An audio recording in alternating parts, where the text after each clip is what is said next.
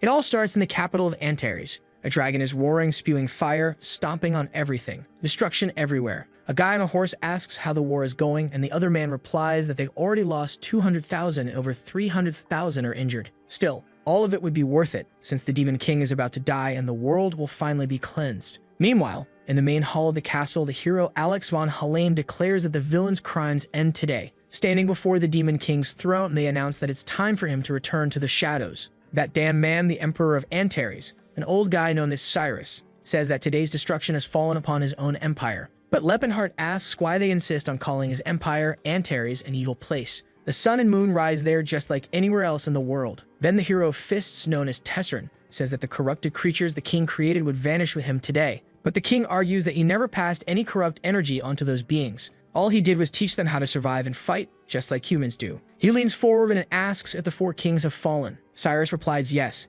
That filthy orc couldn't stand up to his sword. Lepenhart can't believe he really killed the legendary Tacit. The truth is, orcs might seem like savages, but they were actually innocent, loyal creatures who lived off hunting and gathering. Tesserin then says it's ridiculous they were ever called the Four Warrior Kings anyway, especially since that troll paid the price for his sins. Lepenhart remembers the one called Guru Atika and thinks to himself that even though trolls looked menacing, they were just natural beings trying to cleanse their souls. St. Ellen then speaks up, saying that the strange dwarf who worshipped the gods of darkness was also put on the right path. The protagonist puts his hand over his face, thinking that these bastards really believe anyone who doesn't worship their same god must automatically admire the dark ones. The mage named Jade chimes in, saying that the dark elf has also passed on. Right then, Lepenhart remembers a healthy, fertile blonde girl, and apparently they can kill everyone but not that one, because now he's furious, demanding to know if they really are that eager to die. Tesserin shouts that dark elves were beings consumed by darkness, and they didn't deserve any form of mercy. Lepenhart fires back that she's not a dark elf, she's just a tan elf. Literally, humans destroy the elves' forests, and now they're forced to walk around in the sun, so that's why she got a tan. But clearly the hero completely ignores what he's saying. Alex says that with that sword, the end would come for him. The Demon King's eyes darken. He says there's no point in talking anymore, and the hero replies that if it weren't for the evil powers he possessed, the creatures wouldn't have been corrupted. Lepenhart realizes the conversation is going nowhere.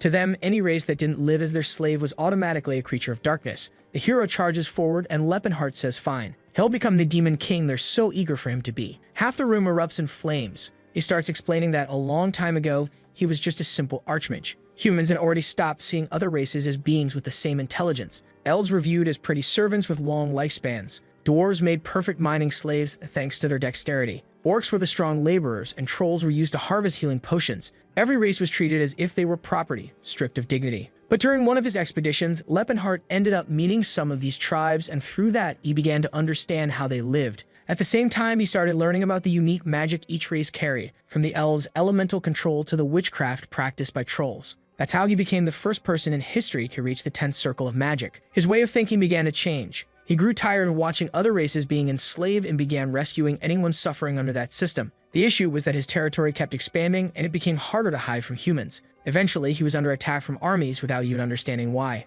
The truth was, their technology and strength were far more advanced. So just by defending himself, the village started to grow more and more. And that's how the Empire of Antares was born. He hadn't created it out of hatred for humans, but to serve as a refuge for the other races. Yet now everything was destroyed. Even though the people living there were peaceful, just looking for a safe place to exist, humans still claimed that anyone from that land was a worshipper of the Demon King. Maybe the sight of an army made up of multiple races was intimidating, but that was no excuse to slaughter innocent people. Activating his magic, he says that, as the ruler of this land, it's his duty to protect the Empire. And man, Alex von Hallane couldn't even handle the first spell. He went flying and hit the ground hard, totally wiped out. Lepenhart says people call him a hero because he's skilled in both swordplay and magic, but clearly, he hasn't mastered either. In the end, the strongest were always the specialists. And now he was face to face with one, the King of Fists, a man with strength and endurance like no other. The others were easy to handle, but this guy was different. Tesserin immediately lunges at him. Lepenhart dodges, fully aware that this is the one person who spent his entire life training a single technique. Beating someone like that wouldn't be simple. Suddenly, the outer barrier of the castle explodes, crashing down in chunks, and when Lepenhart turns his head, Tesserin is already charging in, ready to slant his elbow through the black shield, shouting that victory would be theirs. Man, the Demon King takes a brutal blow to the head, blood's dripping down, but he says he's fine. He used magic to block the impact. Still, he knows that if this keeps up, there's no way he can win, not while he's still trying to think up a plan. Tezrin draws closer, saying he's going to send him to a peaceful place. Lepenhart's still fixing his skull when Tezrin adds that he'll be freed from that evil nature inside him. That's when the Demon King realizes Tezrin, like the others, truly believed that the only natural way for any other race to exist was as a slave. Stogie pulls something from his eye and says it's an ancient artifact,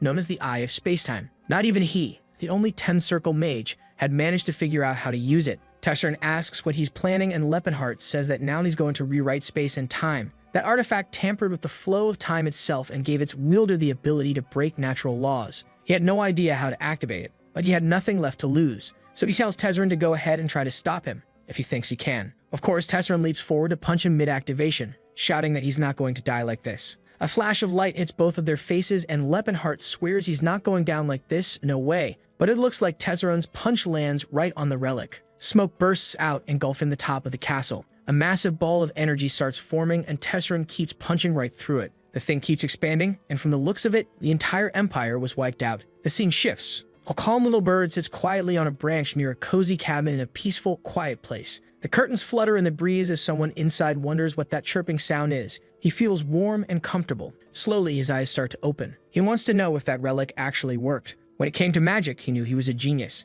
But he never expected to activate that thing by brute force. He sits up, trying to figure out exactly where he is. He's sure he traveled through time, but this place doesn't look familiar at all. From the look on your face, you're probably already guessing what happened, right? A foot hits the floor, and the guy's rocking a size 59 shoe. He says that even the toughest men would shed a tear after seeing the body this guy's got. But who is this freak in the mirror? His hands are covered in calluses. Scars cover his entire body, and on top of his muscles, there are more muscles, and even more muscles stacked on top of those. Man, but none of this makes sense. He's a mage. He specializes in summoning and casting magic circles. What's he supposed to do with a perfectly carved six-pack? And what's with that ugly face? He used to be confident in his looks. The elf girls loved him. He stares at the mirror, wondering what happened to his handsome face and why his muscles keep flexing on their own. He starts questioning whether the relic malfunctioned or if he somehow ended up in someone else's body. There's also the possibility that this isn't the past at all. Maybe he just switched minds with some random guy. Now he's got thick eyebrows, a square jaw, and if he let a beard grow out, he'd look exactly like the King of Fists, Tezrin.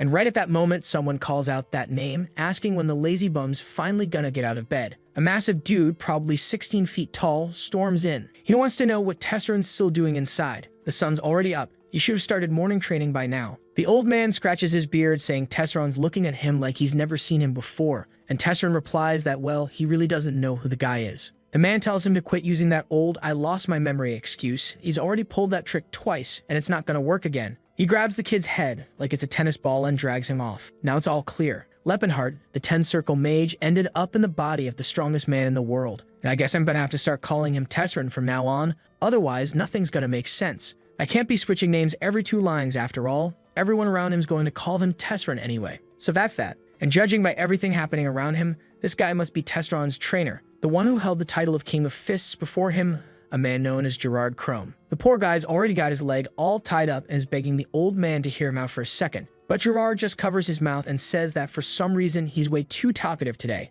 Man, the guy grabs a piece of bamboo and says the training's about to begin. Next thing you know, whack, straight to the abs, and the poor mage is already crying, trying to figure out what the hell is going on. But that's just the beginning. The hits keep coming. The kid starts remembering Cyrus, that fierce little elf girl, and thinks this is the end of the line. Gerard, on the other hand, is wondering why his body feels weaker than usual today. Looks like the kid really did lose his memories somehow. But whatever, that doesn't matter much. After all, the Academy of the Indomitable was famous for its brutal training. It wasn't unheard of for people to lose their memory from taking too many beatings, but sooner or later he'd recover, especially with more beatings. Obviously, the fastest way to fix it was to beat him even harder. As he's smacking the poor guy around, Gerard starts ranting about how humans are weak because they rely on weapons. Only fools would choose armor and a sword over pushing their own body to be unbreakable. Tarzan pipes up asking what's so wrong with using tools, only to get absolutely chewed out by the old man, who says that kind of thinking just proves a person's weakness. A true fighter trains his flaws and overcomes them instead of hiding behind equipment. The human body is like steel. Hit it enough and it'll grow stronger.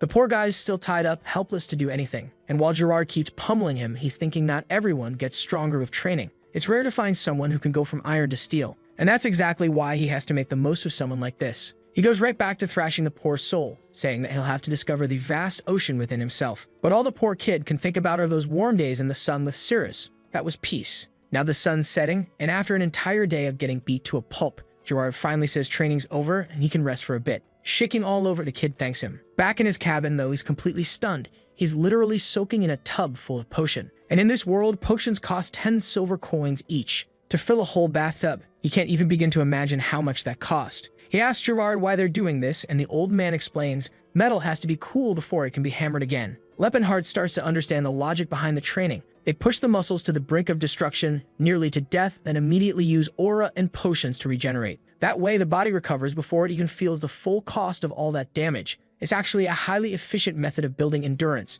proving that this approach isn't just senseless brutality. And he knows firsthand how tough Tesserin's body was in that fight. At least now, he's sure he really is in the past. But then that leaves the question, what happened to Lepenhart in this timeline? Where is his younger body now? And what is it doing? Could two versions of the same soul really exist in a single timeline? To him, there are only two possible answers. First, that the younger version of him is currently alive and well in his original body, while his older mind is stuck in Tesserin's. Second, that the younger Lepenhart's body is now carrying the soul of the King of Fists. Next scene, Lepenhart brings over a mountain of food, telling him to dig in. He needs to flood his body with nutrients after pushing it that far. And as soon as he finishes eating, they're already climbing a mountain. Gerard says he has to work hard to earn that meal. Up top, he's doing one-finger push-ups while Gerard asks if life's really that easy for him. The poor guy's doing crunches on the edge of a cliff, and then boom, back in bed, totally destroyed. But at this point, there's only one thing on his mind. What's going on with his old body? He has no clue how all this is going to affect the future. And what's going to happen if this body ends up meeting his past self? The existence of a single soul was said to be an unbreakable rule of the universe. So maybe, just maybe,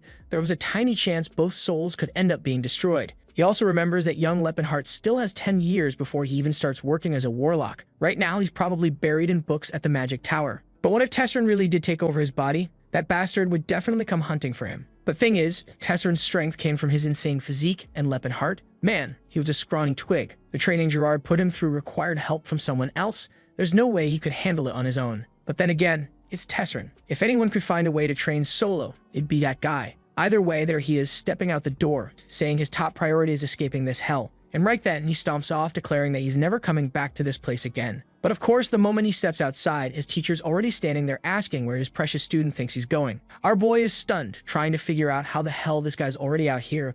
Was he always just standing around waiting? Scratching his chin, Gerard says it's been about 9 months since his last escape attempt. This one makes 9. The kid tries to explain that he's not Tesserin. His name is Lepenhart, and he's a mage. Gerard tells him that's a pretty creative story. This time, he really came up with a good one. Last time, it was some tale about being from another world and having met gods and dragons. Before that, he claimed to be the reincarnation of some martial artist from an eastern continent. But this new one about being a wizard named Lepenhart, that one's pretty convincing. He bonks him on the head and says it's time to go back to sleep. And just like that, the poor guy gets yanked back by his hair. Clearly, escaping isn't going to happen. Next scene, he tries to sneak out early in the morning, but gets caught again. Tried escaping underwater, caught again. Dragged straight back to the mountain. The man who, in the future, would earn the title of King of Fists, right now is just desperately trying to run away from training. And Gerard says his training method has been used for over 130 years, and not once has a single student managed to escape. Tesserin knows even if he did get away, that old man would hunt him down across the world and eventually drag him back. Maybe the smarter option is to just earn permission to leave the mountain. And so 2 years go by.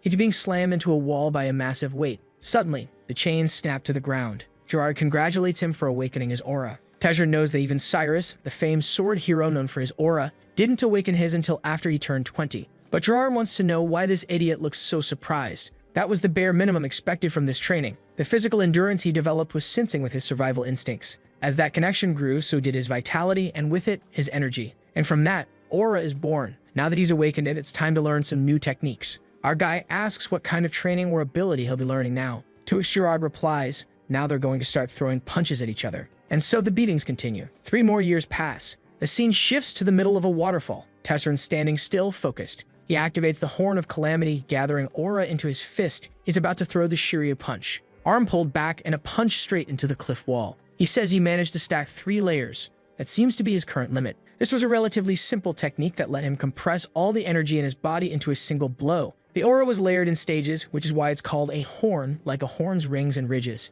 At its peak, a skill could form 9 layers. Rumor had it that at that level, it could even kill a god. Even Tesserin from his previous life had only made it to 7. His master once told him that the day he reached 4 stacks, he'd finally be allowed to leave the mountain. But it looks like the old man had gone off to the village, so he'd have to wait for him to come back. Now, if this were the past version of him, you know he'd already be using this chance to try and escape. But this was actually the perfect moment for him to try something else. The kid starts practicing Leppenhart's old magic. Yeah, the Demon King's power. For some reason, I assumed he was just going to stick with punching, right? But I forgot. He can still use the spells from his past life, as long as he can gather up enough mana. He mumbles something about becoming one with the void, creating a bullet that pierces enemies and fires it straight at a tree. And yeah, it just leaves a burn mark. Compared to the punch that shattered a mountain, it's clearly way weaker. The poor guy scratches his head. For all the knowledge he has, his body just doesn't cooperate. He's starting to wonder if becoming a mage in this state is even possible. His brain barely works well enough to do the calculations. But right then, he senses something nearby. And whatever it is, he knows it's not human. A green paw steps into view and an orc carrying a sword appears.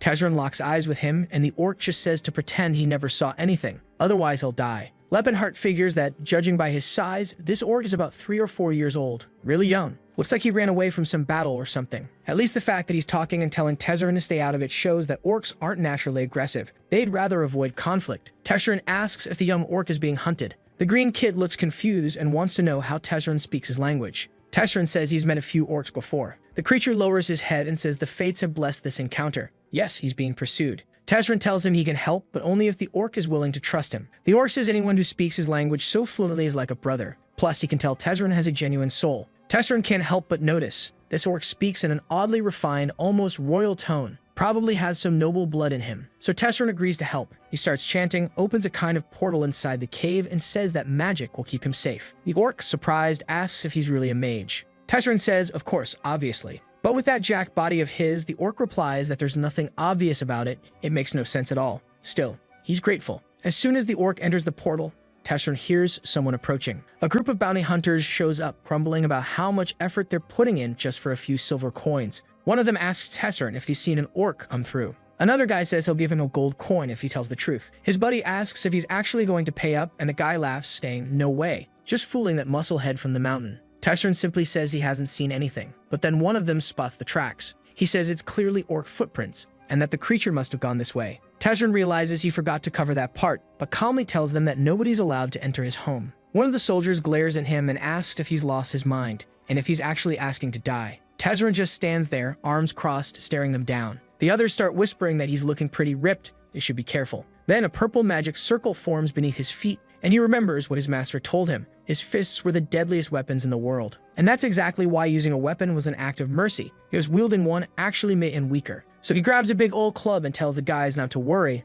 at least they won't die from getting beaten with this. The hunters panic and all charge at once. Tezrin clenches his jaw, and in the next instant, they're all turned into chibi ragdolls. There's still one soldier trying to keep fighting, but Tezrin, yeah, for him, this is already getting boring. He ends up getting distracted in the middle of his thoughts, and one of the hunters lands a clean hit right to his ribs, only for his sword to go all floppy. Tezrin turns around and slams the guy with a hammer blow, wondering if this body of his even makes sense. There's no way he's human, right? And with that, the poor fools get absolutely flattened. At least Tezrin's calm about it. They're not going to die from this weapon after all. One of the trembling soldiers asks him to identify himself, his voice shaking like a leaf. Tezrin just smacks him across the face and says he's got way too much energy to be wasting on questions. Not long after, the whole group is retreating, apologizing as they leave. Tezrin's standing there holding the weapon, thinking he's getting way too used to this academy life. Right at that moment, the orc appears again, saying he's incredibly grateful, that Tezrin had saved him and he would never forget that until the day he died. Leppenhart tells him a warrior shouldn't bow his head so easily, but the orc replies that Tezrin is now his mentor,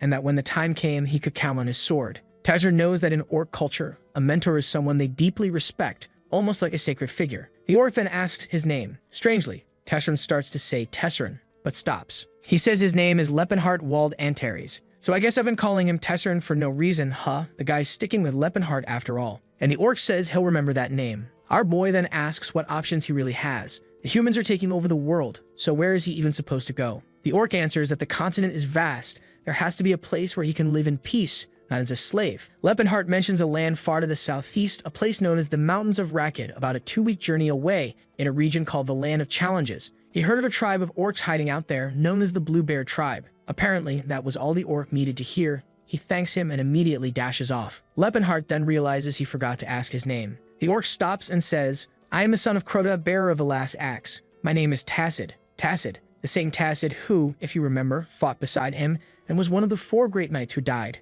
Which is weird, right? That guy ended up becoming the leader of the Blue Bear tribe. So how did that happen if he met Tezrin in the other life? With a personality like his, that bastard would never have helped an orc, so clearly fate went in some very strange direction. Still, it was a bizarre connection. He thinks back on the Empire, on Tacid, the orcs, the elf girl, and the dwarf as he sits smiling on the throne. He hopes that someday he'll get the chance to meet all of them again. 6 months go by after that strange encounter with Tacid. Gerard prepares for a leap and tells him to brace himself. A burst of energy explodes, and man, you'd think the kid would be braver after all this time, but nope. He's standing there, scared out of his mind. He activates the spiral guard just in time, and Gerard congratulates him, saying he's finally mastered it. Felt like it was just yesterday that he was still calling himself Lepenhart and trying to run away from this place. Our boy replies that was 6 years ago, so why's he bringing it up now? To which Gerard says they've been training together for 10 years, but it's only now that he's finally showing progress. The only question left, why is he still so short? Lepenhart protests, saying he's 1.90 meters.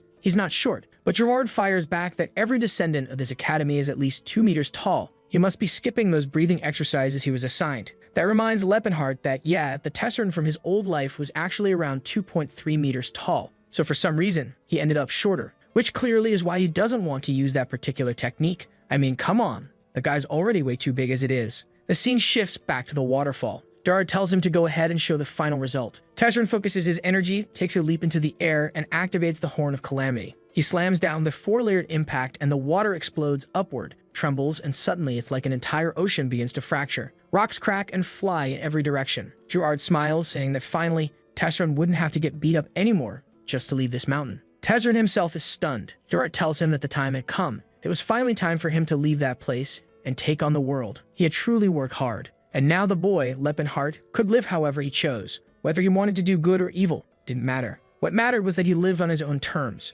That was the reward for all the years of brutal training he endured. Our guy's getting kind of emotional, and then Gerard shares something. 60 years ago, the third king of fists gave him some advice. Actually, 3 pieces of advice. The first, make a lot of money, but never through dishonest means. Lepenhart asks how that even makes sense, being a villain but not stealing. Gerard replies that if you're going to be a villain, at least be a classy one. A person who still holds on to dignity. That just leaves the poor guy even more confused. What's this nonsense about dignified villains? Gerard ignores the reaction and moves on. Second tip, always stand by those who've been wronged. If you're going to live a good life, then live one that earns respect. Lepenhart asks, what if the one who did wrong isn't weaker? And Gerard says, the weaker one isn't always the victim. And besides, you're way too strong. Almost everyone's gonna be weaker than you. So judging by that doesn't make any sense. But the third and most important rule, don't let the legacy of the indomitable die. Someday you have to find a student and pass it all down. Looking at Gerard from the side, Lepenhart still does seem a bit short. He tells the master they'll remember all of it.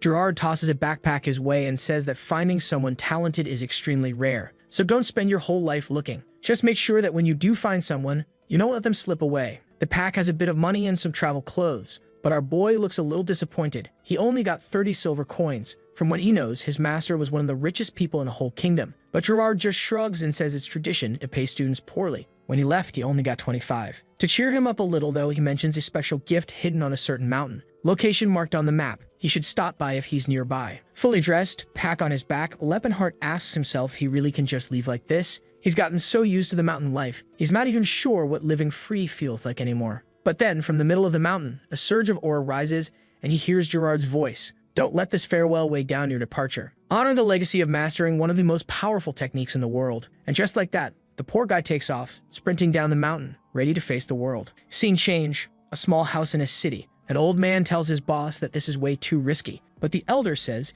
if no one else is going to speak up, he will. A knight asks what the old man wants, and the elder calmly says they need to be paid for the food and for the stay. The knight tosses him a gold coin, saying these damn fools don't know a thing about honor. That should be more than enough. The old man glances at it, and the knight's certain the guy's never even seen one of those before, until the elder replies that it's far from enough. The knight glares at him and asks if he thinks he's stupid, like he doesn't know market prices, and then he punches the old man in the face, saying he's got guts to try and scam a knight like that. But the elder only thinks to himself, these bastards are nothing but common bandits. They've taken the house, the food, and now they want to offer a single coin in return. Suddenly, someone asks old man Edward what's wrong. He turns and says to Stefan, it's nothing. But the bastard just chimes in, saying this place is full of miserable people. That's why he can't show mercy to commoners. They don't know their place, and they don't know when to stop. Next chapter, we cut to the chill life Lepenhart used to live, all skinny and bony, what hey. What really matters is that he had a smiling blonde elf girl by his side, right? She once told him he was graceful, like a finely crafted blade. Now staring into the mirror, he wonders what kind of cursed golem he's turned into. At least he's a lot taller now. That part's great. At this point, Cyrus must be about 70 years old. In human years, that's around 17, but elves live way longer. And this is the city of Krone, in the southern region of Vasily. She's supposed to be sold off next year, and right now, she's probably at the slave house in the region of Chaitin. He starts wondering if the first thing he should do is go over there, destroy the auction, and just snatch her back. But if he does that, he'd be interfering with his own path, messing with the future far too much. It'd be much smarter to just earn the money instead of drawing attention. The problem is, an elven slave costs a fortune, and right now he's got less than 30 silver coins, most of it already spent on lodging. But none of that matters, really. He's got the body, he's mastered the techniques, and he has the memories of the future. On top of that, he knows of a certain ruin located nearby. Cut to Stefan again, asking Todd if he's found the relics yet. Todd tells him to give it a minute. Todd's a mage specialized in exploration and tracking, someone they hired. From the window, Stefan asks if he's sure about the location. Todd says, "Trust me, it's the same place the legendary swordsman Claude von Leota once explored."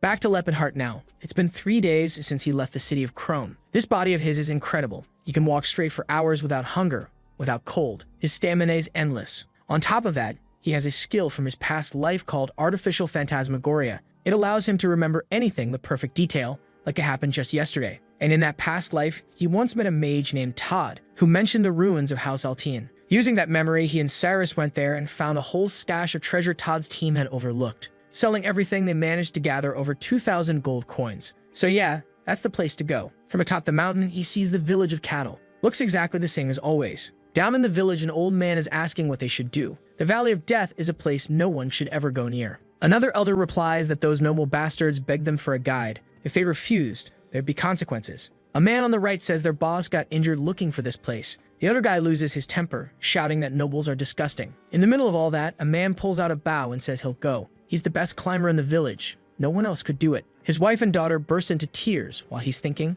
"Someone please save me. I really don't want to do this." The other men, though, are patting him on the back, saying he's got the heart of a winner. Of course he's going to make it. And then, boom, Leppenhart's face appears at the window, and he says he'll go. The guy yells, thanking him, but then spins around with the bow drawn, asking who he is. Our boy answers calmly, "I'm just a traveler. Happened to overhear your conversation by accident." He steps into the room, and they ask if he's familiar with the area. He nods, very well. The guys say it's impossible. If he really knew the place, there's no way he'd agree to go to the Valley of Death. But our boy just tells them he's already been there before, so he's not worried. Meanwhile, he's thinking to himself that these bastards are lucky. He just saved one of their lives. The Valley of Death, that's what people around here call it. But the truth is, it's a dungeon, a remnant from the Silver Era long since forgotten. 50 years ago, a knight awakened his aura at the age of 45, which was considered young back then. The problem? With all the fame he gained, he forgot his limits. He entered the Valley of Death, alone, and died. And with him, the legendary blade known as the demonic sword of Altian was lost deep within those ruins. Since then, the tale has been passed down like a myth. And now, out of nowhere, our guy is walking with that group, Stefan's crew. The elf girl's all fired up, saying he looks so elegant when riding a horse. He replies that Relsh's words bring him real joy. Leppenhart's just watching from the side, realizing these bastards are having the time of their lives. Also in the group is a redhead named Silent. He notices she's beautiful and young, but he starts wondering if she can really cast high-level healing spells. Actually, forget all that. Our boy admits he can't believe he's even still a man. It's weird. He's just looking for a chance to talk to Todd, who in his past life was obviously a big fan, back when Leppenhart was a prodigy mage. But now he's picking up on some weird tension between Scylla and Todd. He wonders, is Todd into the cute one? Then shakes his head. No way. Todd was never that kind of guy. Suddenly, Todd comes up to him and says he made a great decision agreeing to be their guide. Everyone else in the village was too afraid to volunteer. Leppenhart replies that it's only natural they'd be scared. But then Edward jumps in saying fear doesn't make sense. Not when they're traveling with the bravest knights in the entire kingdom. Our boy is already fighting the urge to crush this arrogant idiot's skull. Clearly, the guy thinks he's way stronger than he actually is. Then suddenly, a strange noise echoes through the woods. The trees begin to tremble. Something rises. And then harpies hiding above swoop down from the skies. The creatures immediately dive toward the group, who start shouting for everyone to get into position. It's an ambush. One of them claws downward, while Relch says these beasts have the nerve to attack a blessed man like Stefan. At the same time, Todd summons a blazing fire chain, lighting up the air, and the monsters go up in flames mid-flight. Meanwhile, sweet Scylla, the femboy of the hour, is tossing out heals and buffs for the whole team. And Leppenhart, he's just standing off to the side, watching. He admits they're actually not that bad. Their swordplay is better than he expected. Of course, that's from a mage's perspective. As fighters, they're still pretty lousy. No wonder Gerard was always so proud of the techniques he taught. But, as always, there's a catch. One of the harpies breaks formation and charges toward the orcs who are hauling the supplies, only to catch a fist to the face so strong it vaporizes her in the air. Just like he expected, nobody's worried about defending those guys. According to Todd's account, this is where the last guy died. But this group's leader is Stefan, a member of the Altin family. Some of the soldiers, though, man, they're not doing so well. They're getting torn apart by the harpies. Lepenhart notices that Stefan isn't actually a bad person, but he clearly doesn't fight while protecting those beside him. And maybe that's what truly makes someone a bad person. Just then, Silen, the lovable femboy of the party, tells everyone to take cover in the trees. It's too dangerous out here. Our boy thinks at least someone in this group is decent. The harpies unleash another wave of attacks. Lepenhart doesn't even bother dodging. He just stands there, lets them hit, until one strike lands right in his eye. The poor guy wonders if he's even got any tears left after all that training. Not long after, Stefan calls out, asking for a damage report if the mages and priests are all safe. One of the soldiers answers yes, and that's when our boy realizes they don't give a damn about him or the rest of the group. Right then, Stefan raises his arm and proudly declares that they've proven their strength and can now rest after such a glorious victory. Lepenhart takes the chance to walk over and talk to Todd, thanking him for the fire magic. It really saved everyone. He says he'd heard Todd was a mage from the Delphia Magic Tower, and he actually has a friend who studies there too. Todd asks who his friend is. Our boy replies his name is Lepenhart. Do you know him? Todd says, yeah, I know Lepenhart. I just didn't expect someone like you to be his friend. Such a big, tough guy. That kid was sweet, kind-hearted. And just like that, Lepenhart immediately clocks that this guy is seriously weird. Todd asks why he's bringing all this up, and our boy asks if he knows whether the kid started training. How's his body doing? Todd responds, oh, he's just like always. Sharp little nose, gemstone eyes, and skin soft as silk. And in that exact moment, Lepenhart knows. Is creeping thinking anything wholesome. He's even drooling for crying out loud. Thankfully, Silen walks up and asks if he's hurt. He says he's fine and tells her to check on the orcs instead. She goes to heal them, but the orcs say she doesn't need to worry. They're fine. She shouldn't waste her mana on people like them. One of the soldiers scoffs and asks why she's wasting magic on monsters. They'd recover on their own eventually. Lepenhart notes how the orcs are being treated like dogs, or honestly, worse than dogs. He knows plenty of dogs that are treated with more kindness. Just then, Stefan calls him, hey, guide, let's move. Our boy's fuming inside, but forces a dumb smile and leads the way. A few hours pass. The soldiers from the army are looking wrecked. Apparently, they ran into a pack of wolves, over 20 ogres, and a whole horde of monsters. They're wondering why this mountain is so full of threats. But of course, it's because Lepenhart is leading them in a straight line, cutting directly through danger instead of avoiding it. He may look like a soldier, but he's a mage, and a mage is all about efficiency. There's no way he's going to put himself in more danger just to make things faster for this bunch. Stefan's completely wiped out and mutters that now he understands why Sir Claude died here.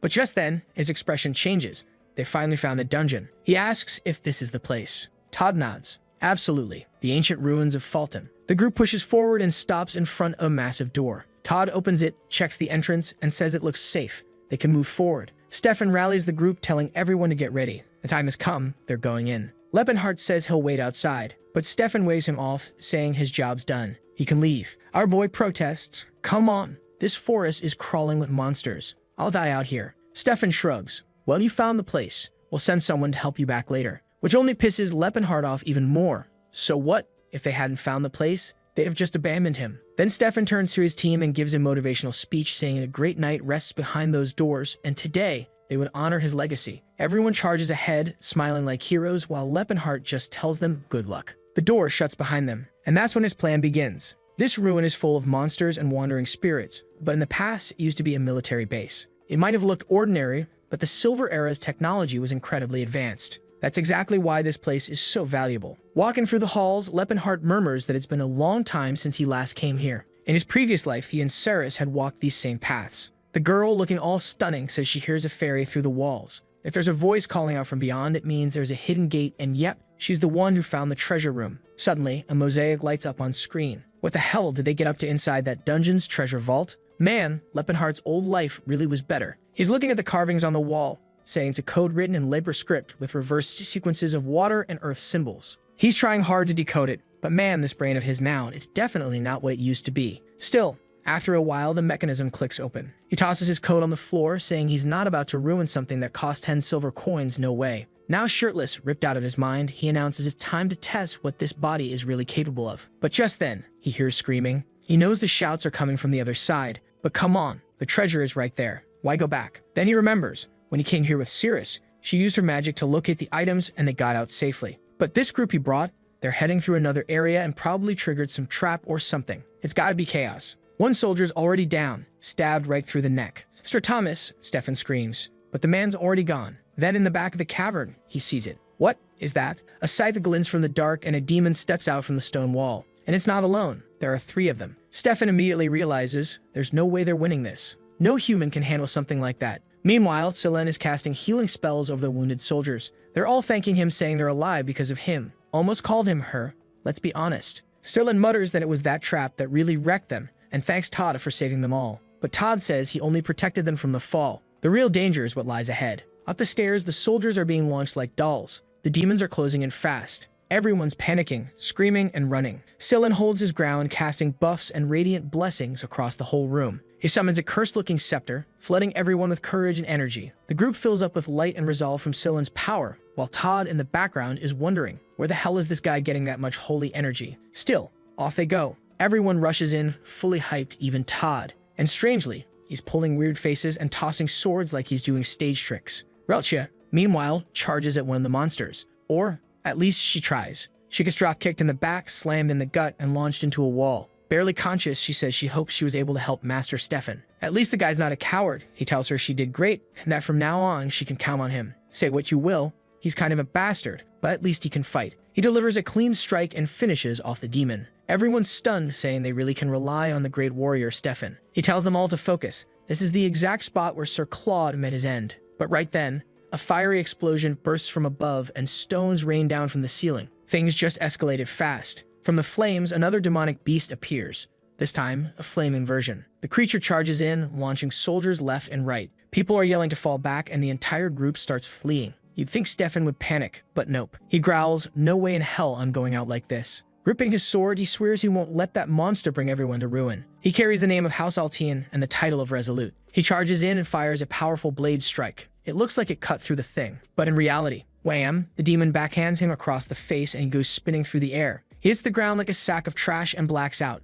At least Selene is there, his hands glowing bright with holy magic, shouting for Stefan to wake up. Or actually, nope. Selene straight up blasted the boss demon with holy power, whacked him on the head with a massive staff. The problem? The creature didn't die. It slowly turned and locked eyes with him. And now Selene is straight up shaking in his boots, man. The demon comes charging. Poor Selene squeezes his eyes shut, like, dude, you better try to dodge or something. But suddenly, the demon gets knocked back, flying through the air. Selene opens his eyes, and there he is, the absolute unit, the hero of the hour. He's here to save the waifu of the day. Well, when there's no woman around, you save the femboy, right? Lepenhart's just standing there like a boss, casually wondering if that monster really died from just one punch. In his past life, he'd have had to summon a huge magic circle for something like that. Now it all makes sense why Tezzeret decked him in the head during that fight. Looking around behind him, he sees the state of the knights, wrecked every last one of them. But then, from the same place the demons came out, a swarm of undead starts pouring in. Selene and Todd are frozen, eyes wide, whispering, "Who the hell is this guy?" Meanwhile, Lepenhart walks forward, Elfbro cradled in his arms, just casually punching monsters out of the way. Yeah, his fetish has been exposed at this point. Later, Stefan wakes up, looking half-broken, and Edward, "Yeah, not Gerard. Turns out you were right, and they're not the same person," asks if he's okay. Seeing all the monsters lying dead, Stefan asks what the hell happened. Someone must have filled him in because now he's shaken, confused, and staring at the huge dude who wiped everything out. He walks over to Lepenhart and apologizes, saying he didn't recognize such a noble warrior and asks for his name. Our boy almost says Lepenhart, but realizes Todd would recognize it immediately. So instead he says his name is Lepen. Edward's scratching his head. He's never heard of that name. If this guy were a noble or knight of repute, surely he'd know. Stefan asks what noble house he's from. Lepen replies, none. And now Stefan is even more pissed. To him, it made some sense if the guy was a noble who trained his whole life with endless resources. But if he's just a random dude and still this powerful, that's humiliating. So Stefan mutters something like, "All right, I see how it is. You showed up at the end and took care of what was left." At least he adds bitterly, "A little skill I have was useful for something." Lepenhart just brushes him off, saying that punch clearly messed with his memory. But hey, at least now he's seen just how useless he really is. Of course, Stefan loses it, yelling that he better show some respect to House Altian. Edward's panicking, telling Stefan to calm down. Don't pick a fight with him, man. He tries to smooth things over, saying Lepen probably doesn't know noble etiquette. He's just a commoner after all. Stefan takes a breath, calms himself, and says fine. But then he asks, who trained him? Lepenhart just shrugs. Little here, little there. Yeah, no way is he admitting he trained under Gerard. That guy's famous in the whole region. Stefan rumbles that it's almost impossible for someone to be this strong without proper training or a real master. But Leppenhart shuts it down. How about you stop interrogating me and go check on your injured people? Edward's been silently observing all this. He notices how comfortable this guy is bossing around anyone. He clearly carries himself like someone with status. At the very least, he must be used to commanding people. Maybe it's arrogance, or maybe he's royalty from some other country. While Leppenhart is pointing at the wounded, telling Stefan to do his damn job, Edward just keeps watching. This guy wasn't just confident, he didn't even care about age gaps or rank. He had to come from power. That's when Sillin walks up and merely breaks his neck, twisting around to look at him. Wait, your name is Rui Leppen? How tall are you? Leppenhart replies, 6'3". Sillin lights up like a Christmas tree. Back off, Sillin, my dude, he likes elf girls. Still sparkly-eyed, Sillin asks, how do I get a body like yours? Leppenhart sighs and says, just lifted a lot of heavy stuff. That's it. The little bastard just wouldn't stop glowing, saying that truly no knight ever shares their secrets. Somehow, Leppenhart already knew that this boy had lost his family when he was still a child and had been taken in by one of those orphanage orders or something along those lines. Judging by that cute little face of his, he probably got bullied a lot by the other kids. Maybe that's why he longs for what he doesn't have, a rugged appearance and a strong, powerful body. The issue is, well, it's pretty clear he didn't grow much, didn't develop any muscle, and his voice still sounds pretty feminine. And strangely enough, the more he trained his body, the more his secret energy seemed to grow. He stands there staring at our boy and murmuring, he's so tall and handsome. And of course, our guy is already trying to disappear into the shadows. Poor Leppenhart awkwardly says they'll talk later, but the guy just doesn't leave him alone. Then he says he's going to check the way out, and obviously Stefan jumps on that, saying he'll go too. He asks if it's okay, and Leppenhart shrugs, saying he can do what he wants.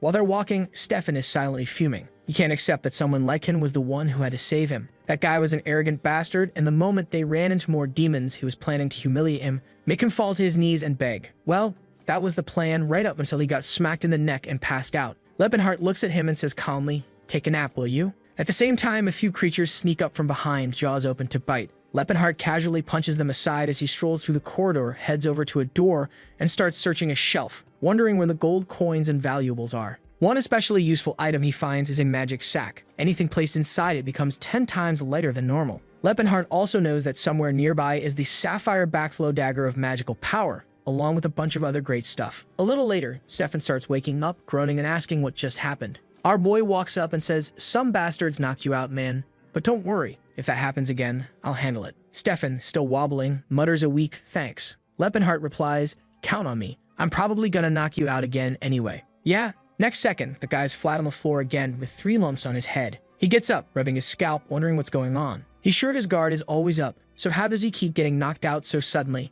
A bit later, the group is on the move again, and Sillin looks at Leppenhart and asks, are you part of the royal family? Our boy says no, he's just a regular person. But Sillin looks puzzled. I mean, this guy's extremely powerful, knowledgeable, and the way he speaks, it's like he sees himself above everyone else. That's not normal for someone from a humble background. Leppenhart realizes, yeah, for someone who's supposed to be 22, maybe he has been acting a bit too high and mighty with everyone. Might be a good idea to tone it down a little. Later on, they reach a large door, and man, I thought they were heading for the exit after all that chaos, but no. They go and open the room of what seems to be the boss known as Grelbias. Leppenhart stands there, confused, wondering what the hell this thing is doing here. He doesn't remember seeing anything like it in his past life. Stefan's already bracing himself, clearly afraid of getting another surprise hit to the head. He tells everyone to focus. The creature lets out a terrifying roar, and Leppenhart immediately says they should retreat. With the strength this team has, they have no chance of winning. But one of the soldiers behind Stefan points at the demon's hand and tells him to look at the sword. It's the legendary blade of Altian, the one that's supposed to belong to Stefan's family.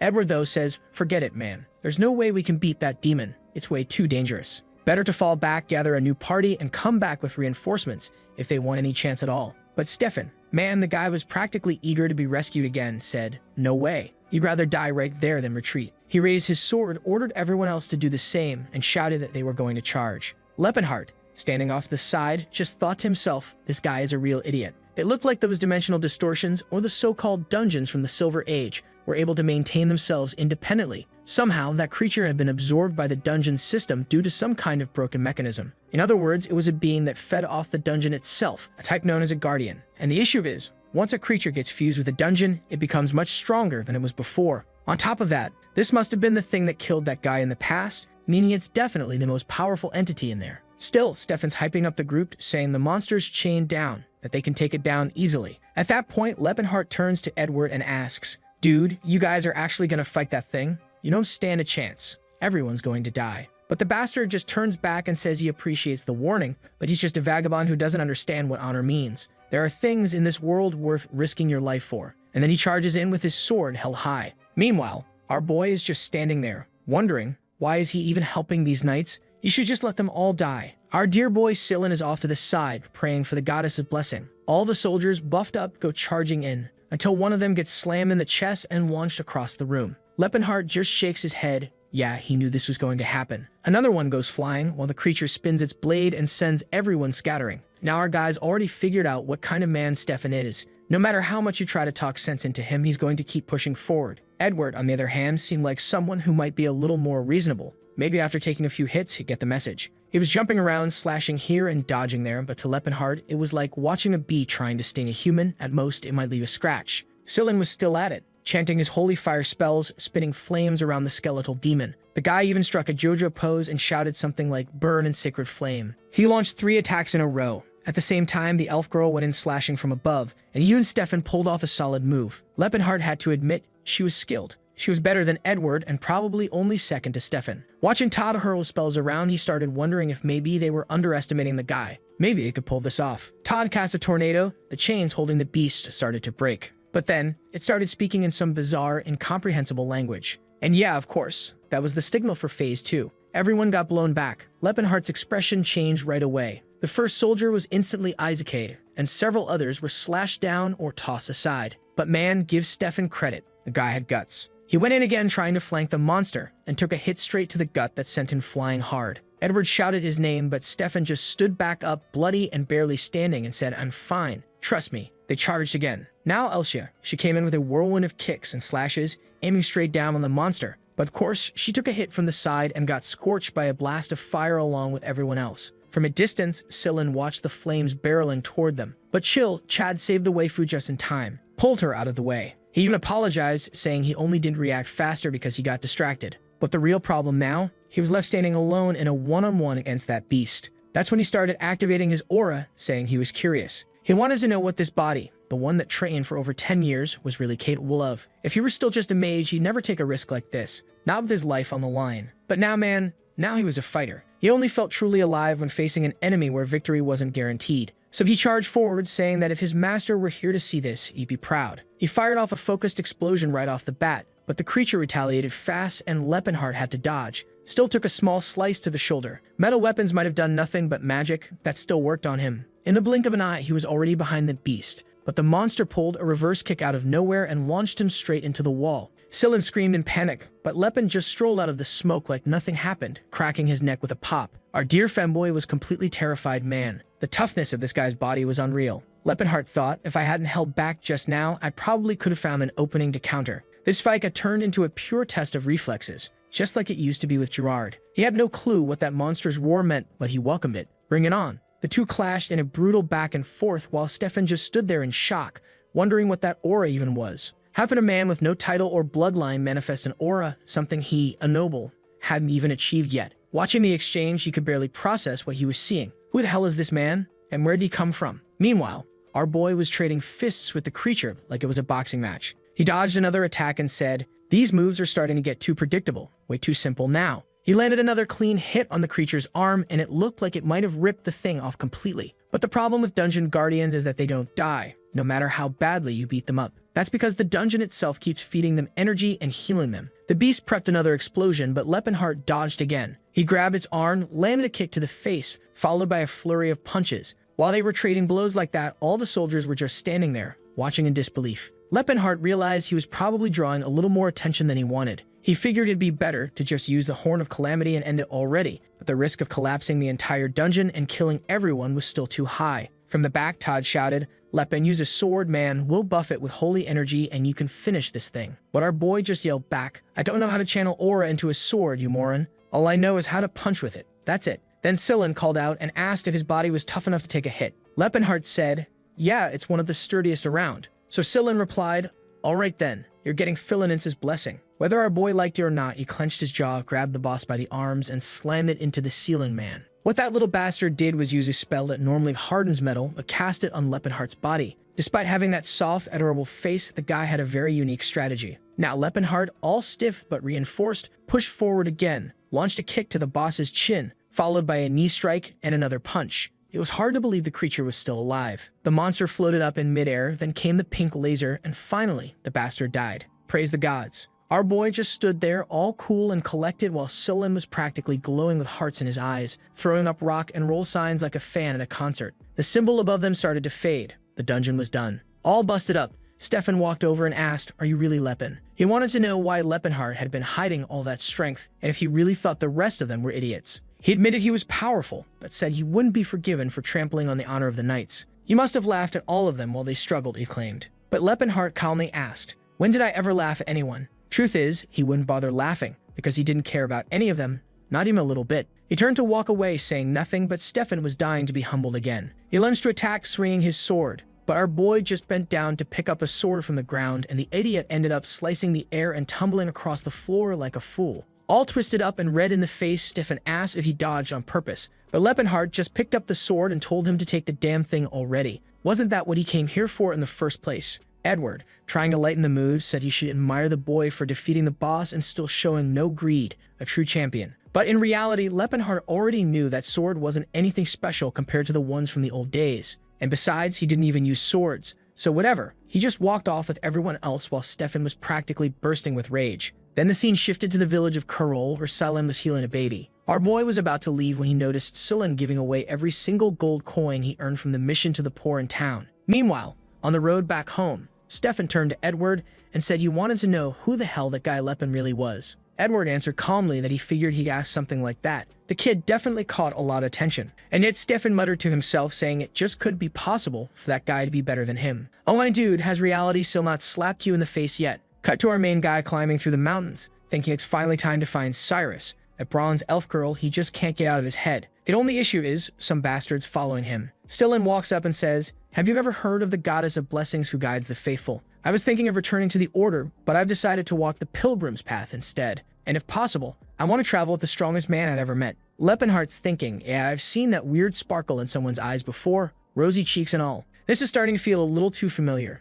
In every lifetime, there's always someone like this trailing after him. At least the guy was a priest, right? And you really couldn't ask for a better healer than that nearby. Not to mention, Cyrus could be hurt or sick, so bringing him along wasn't a bad idea. So if you just told the guy, do whatever you want, you can come." Of course, Cecilin's already right up next to him like, "What's the best workout? To get shredded abs? Should I focus on my upper core or lower abs?" Our boy just shrugged and said, "Punch rocks, heat rocks. It's all about rocks." Meanwhile, somewhere else in the Empire, in a luxurious mansion, someone asked if they trained that thing. A guy knelt down, apologizing to the young master Verit, saying they'd done everything they could. But Verit shouted, an elf should be loyal to her master. She's supposed to give everything, her body and her heart. No wonder she was so cheap, even though she's an elf. And yep, we can already guess, that's Cyrus. She calmly explained that she was born with that skin tone. But Verit just snapped and told them to bring him something decent, even if it cost a fortune. That insolent thing had to be removed from his house. Man, in Elvenheim, that was already the third time Cyrus had been returned after being bought. And guess who's pulling up to the rescue? Yep, the main man himself. Now the kingdom of Chetan was a major trading region up in the northern part of the continent. Their prosperity came from being surrounded by several different nations, the trade routes flowing like rivers, always busy, always thriving. At that moment, they were heading to the capital of Jeplin. The streets were packed, and Silen commented, "No wonder, this is the central trading point of the capital." Leppenheart said, "This whole place was founded by merchants, man. So from the very beginning, everything's revolved around money." But Silen was already trailing behind like, "Can you walk slower? Stop showing off those long legs." That's when they spotted it, your classic scene. A rich guy beating on a poor one. The pig of the moment was named Tarek, and he was yelling, "Who gave a beggar like you the right to insult all these merchants? You'll learn your place real quick." And yeah, after the beating, he threw 30 gold coins on the ground, one for each hit. I mean, I've seen worse nobles. The ones I know, they beat people and don't give any coins. At least this guy paid for the pain. After 10 years of training, our boy earned 30 silver coins. Meanwhile, the guy got beat up for 10 seconds, walked away with 30 gold coins, and is still about to get healed by Silen. I'd say that was worth it. And that bastard, look at him. Just because I mentioned it, he's over there smiling, the cheeky punk. Stillen's annoying that the scumbag is happy, and Leppenheart points out, "Look, kid, in this place, everything revolves around money." Our little femboy, however, says that he's traveled all over the world and never imagined there'd be a place like this. Now he wants to know what exactly our protagonist came here for. Our guy answers that he came to buy something. Silen asks, "Buy what?" And with a jaw as sharp as a mountain edge, he says he came to buy an elf. Strangely, Scytlan immediately covers himself like, dude, what were you thinking? That he was going to jump you in the middle of the night? Muttering that Lepenhart really is no different from other men. Lepenhart replies, I know what you're thinking, kid, but it's not what you're thinking. But before he can explain anything, the boy is already storming off. On the way, though, he mutters that damn Scytlan talks like he's not even a man. The scene then goes to this guy Tarek, right, bro, at his house saying, those wretches keep complaining that I have money and take advantage of them. If having money is so great, why did they earn it? The elf looks and says,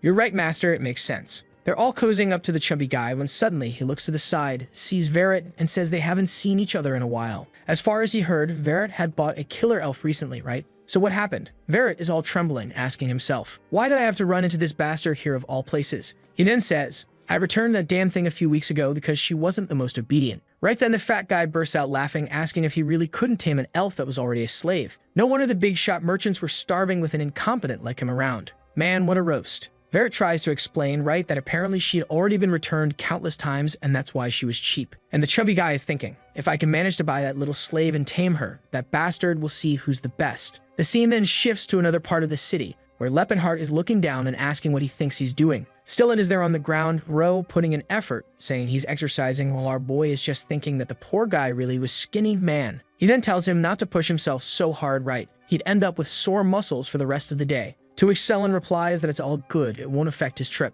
Suddenly, when our boy looks again, he's already healed, all cute, saying that he can shake off healing spells, just like that. Why does the artist spend more time drawing Scytlan than the elves? And our boy gets it now, why the bastard can't gain any muscle. The principle of healing magic was pretty similar to time reversal and muscles needed right to develop after being destroyed. But if you use holy power on them, it's like you go back to when, you hadn't trained yet. The boy was the dumbest guy he ever met. What's the idea of doing all that painful training only to cancel it out like that? Now it's clear why the fool has been wasting time for 5 years. Then he asks, right, if that long hair doesn't get in the way when he's training. To which Scytlan says it grows back really fast even when he cuts it. By then our boy is already leaving, saying they're going now to buy a slave, especially since he sold the artifacts. Obviously at the slave market there are all kinds, and without a doubt the most coveted and expensive ones were the elves. Their appearance lined up with human tastes, which made them, much more interesting than the others. A killer elf could cost over 800 gold coins, a regular woman 400, a little girl 100, and a little boy 30,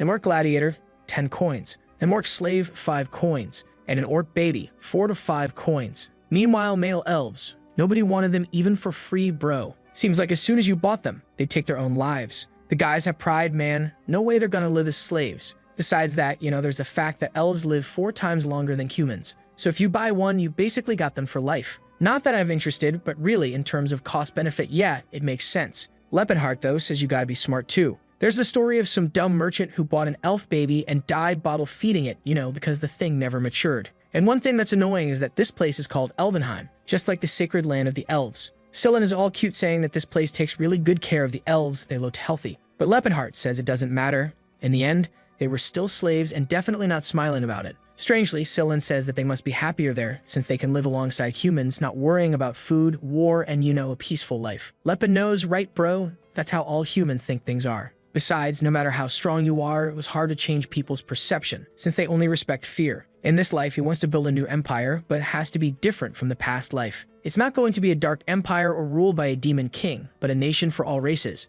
Oh my boy, wasn't that exactly what you did, you damn bastard? At that moment, a guy comes out from behind the curtains and apologizes for the delay. The most beautiful killer elves had arrived. The sly ones all come in seductively, asking what he wants and saying they'll do whatever he wants. While Scytlan covers his eyes all shy, our boy is, just hunting for Cirrus. At the same time, he's disappointed because it seems that those in front of them are descendants of spirit fairies, and it's sad to see them lowered to that level. Then he asks if by any chance he doesn't have a dark-skinned killer elf. The guy comments, damn, you got a peculiar preference. It'll be hard to find one like that. But come with me, we got one for even crazier tastes. Walking down the corridors, our boy sees some elves doing weird stuff, right man? When you've got 500 years to live, you can hang out by the fountain dancing. The guy is talking about everything the elves do, how well they work, the fruits they harvest, the food they make. But Lepenhart just tells him to shut up and lead already. The poor guy gets startled, coughs a little, and apologizes. Then he approaches a door and asks to see number 148. Man, at the same time, the elves are also training combat there all day long, bro. My god, the elves could just take over that whole place already, right? They're doing everything anyway. Then the guy says that the elf he's looking for is there.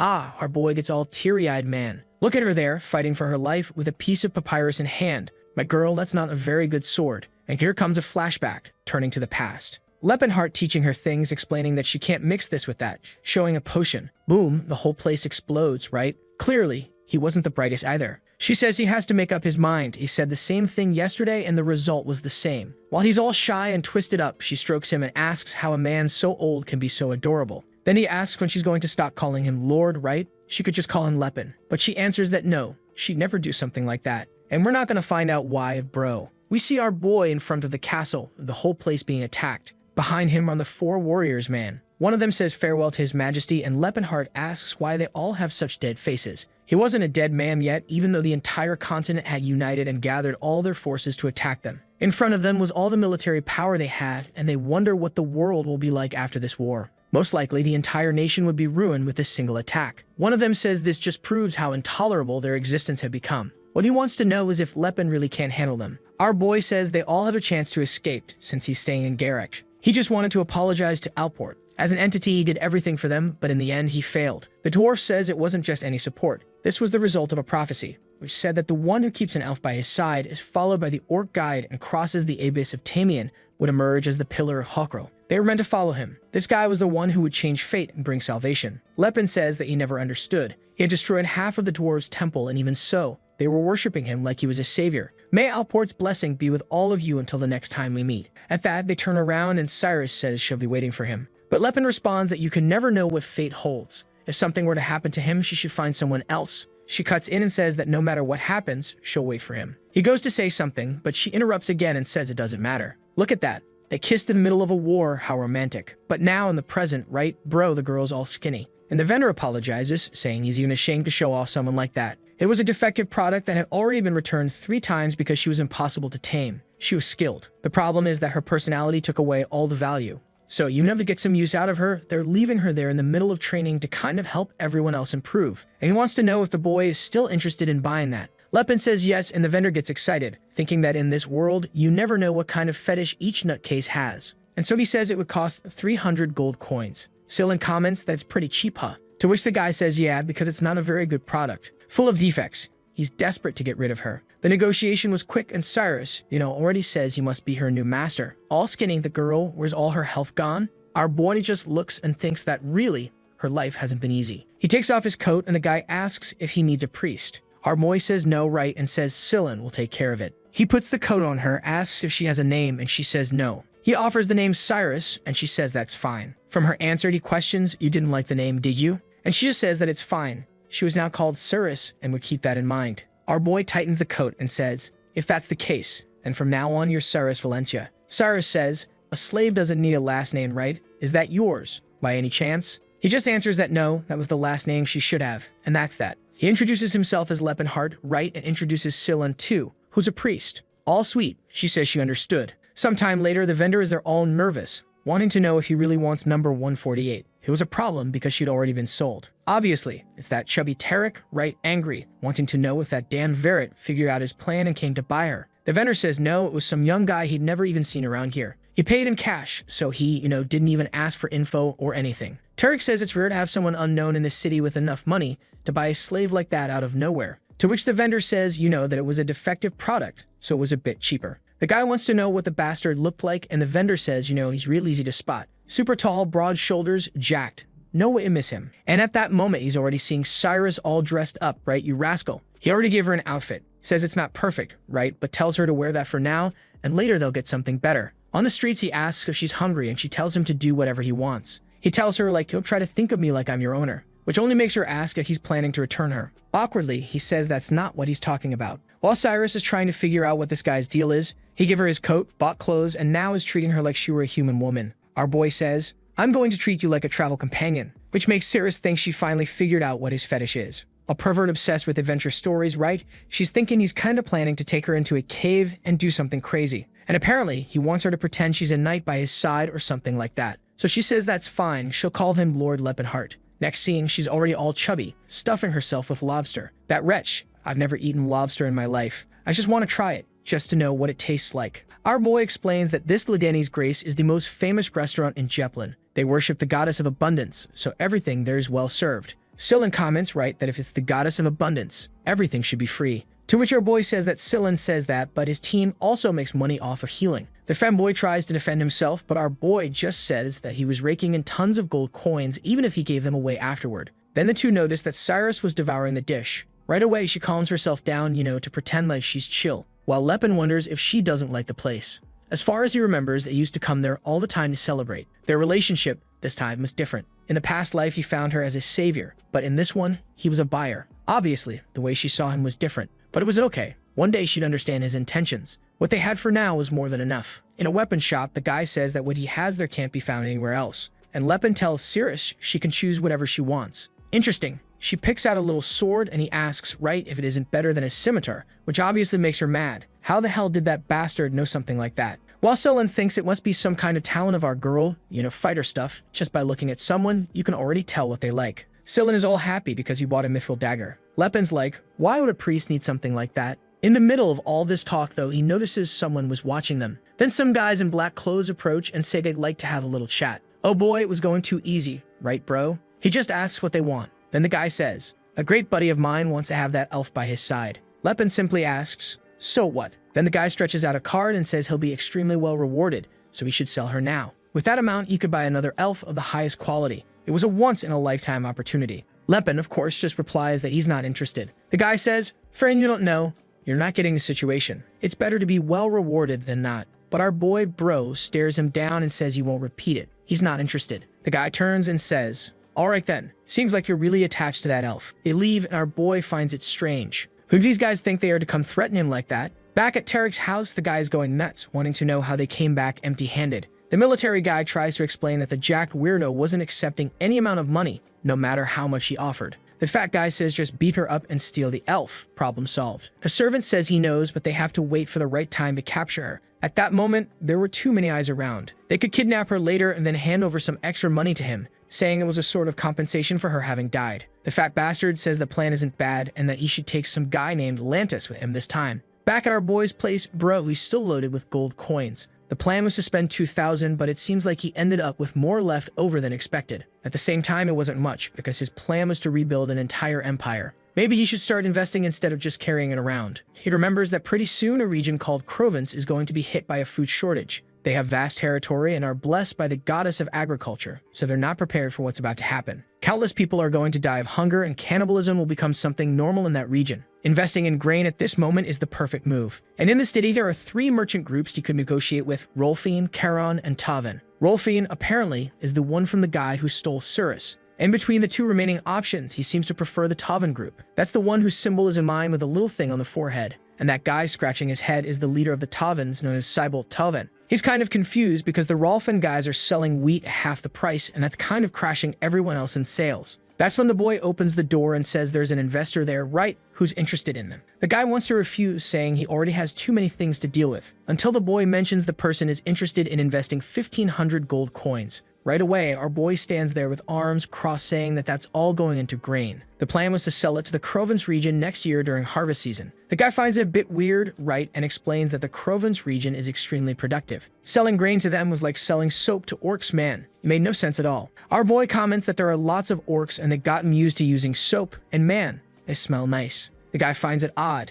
He tells him to just forget that, and then tells Cybolt to just accept it already. If it didn't work, he was the one losing money anyway, so there was nothing to worry about. The leader, though, says that he can't accept an investment like that, right? He had to reconsider, or else it'd be like burning money. Our boy stands up and says fine then. Since they don't want his money, he'll just go somewhere else. But then the guy asks him to wait and tries to explain that the Tovan merchants weren't in such a good spot at that moment. On the other hand, with that money he had, they'd definitely survive. So yeah, he kind of accepts. Lepinhart knows this guy was annoying to negotiate with in the past life, and he hadn't changed. But he warns that the money is his and he'll spend it how he wants. They were to bring the paperwork. What if a single coin was used somewhere he didn't authorize? Things would get serious. The guy accepted, and in memory, Lepin says that he would need a favor. He wanted to take advantage of the information network they have to get intel on someone who's over at the Magic Tower. Obviously, right, it must be about the real Lepinhart, or in this case now Tesserin. Outside, Cirrus and Celan are there, and she's practicing with the dagger, while remembering a high elf who said they were the protectors of the forest.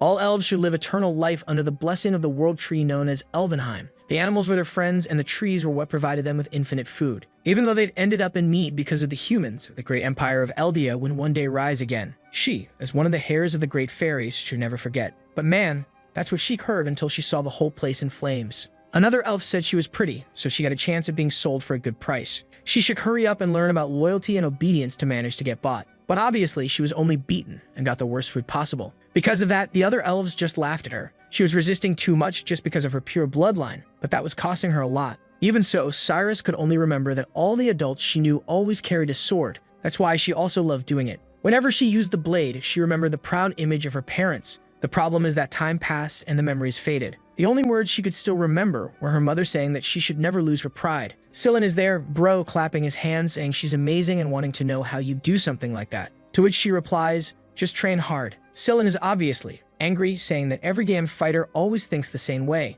He throws a little punch in the air, saying that's how you do it. When suddenly, they hear a voice saying they finally found them. At the end of the hallway, someone orders the elf to come closer. It's that damn woman from before, saying the time has come for her to go to her true master. Yikes, man, and the whole crew is there. Bravely, Sillin puts his hand on his hip and asks who the hell they are. But the guy says for them to just give up already. They were going to take care of everything. Sillin insists, and the guy comes in swinging, bro, completely nuts. But Cyrus jumps in for the defense and slashes right across the first one's neck. The guys come at her, she spins around, stabs one, then another.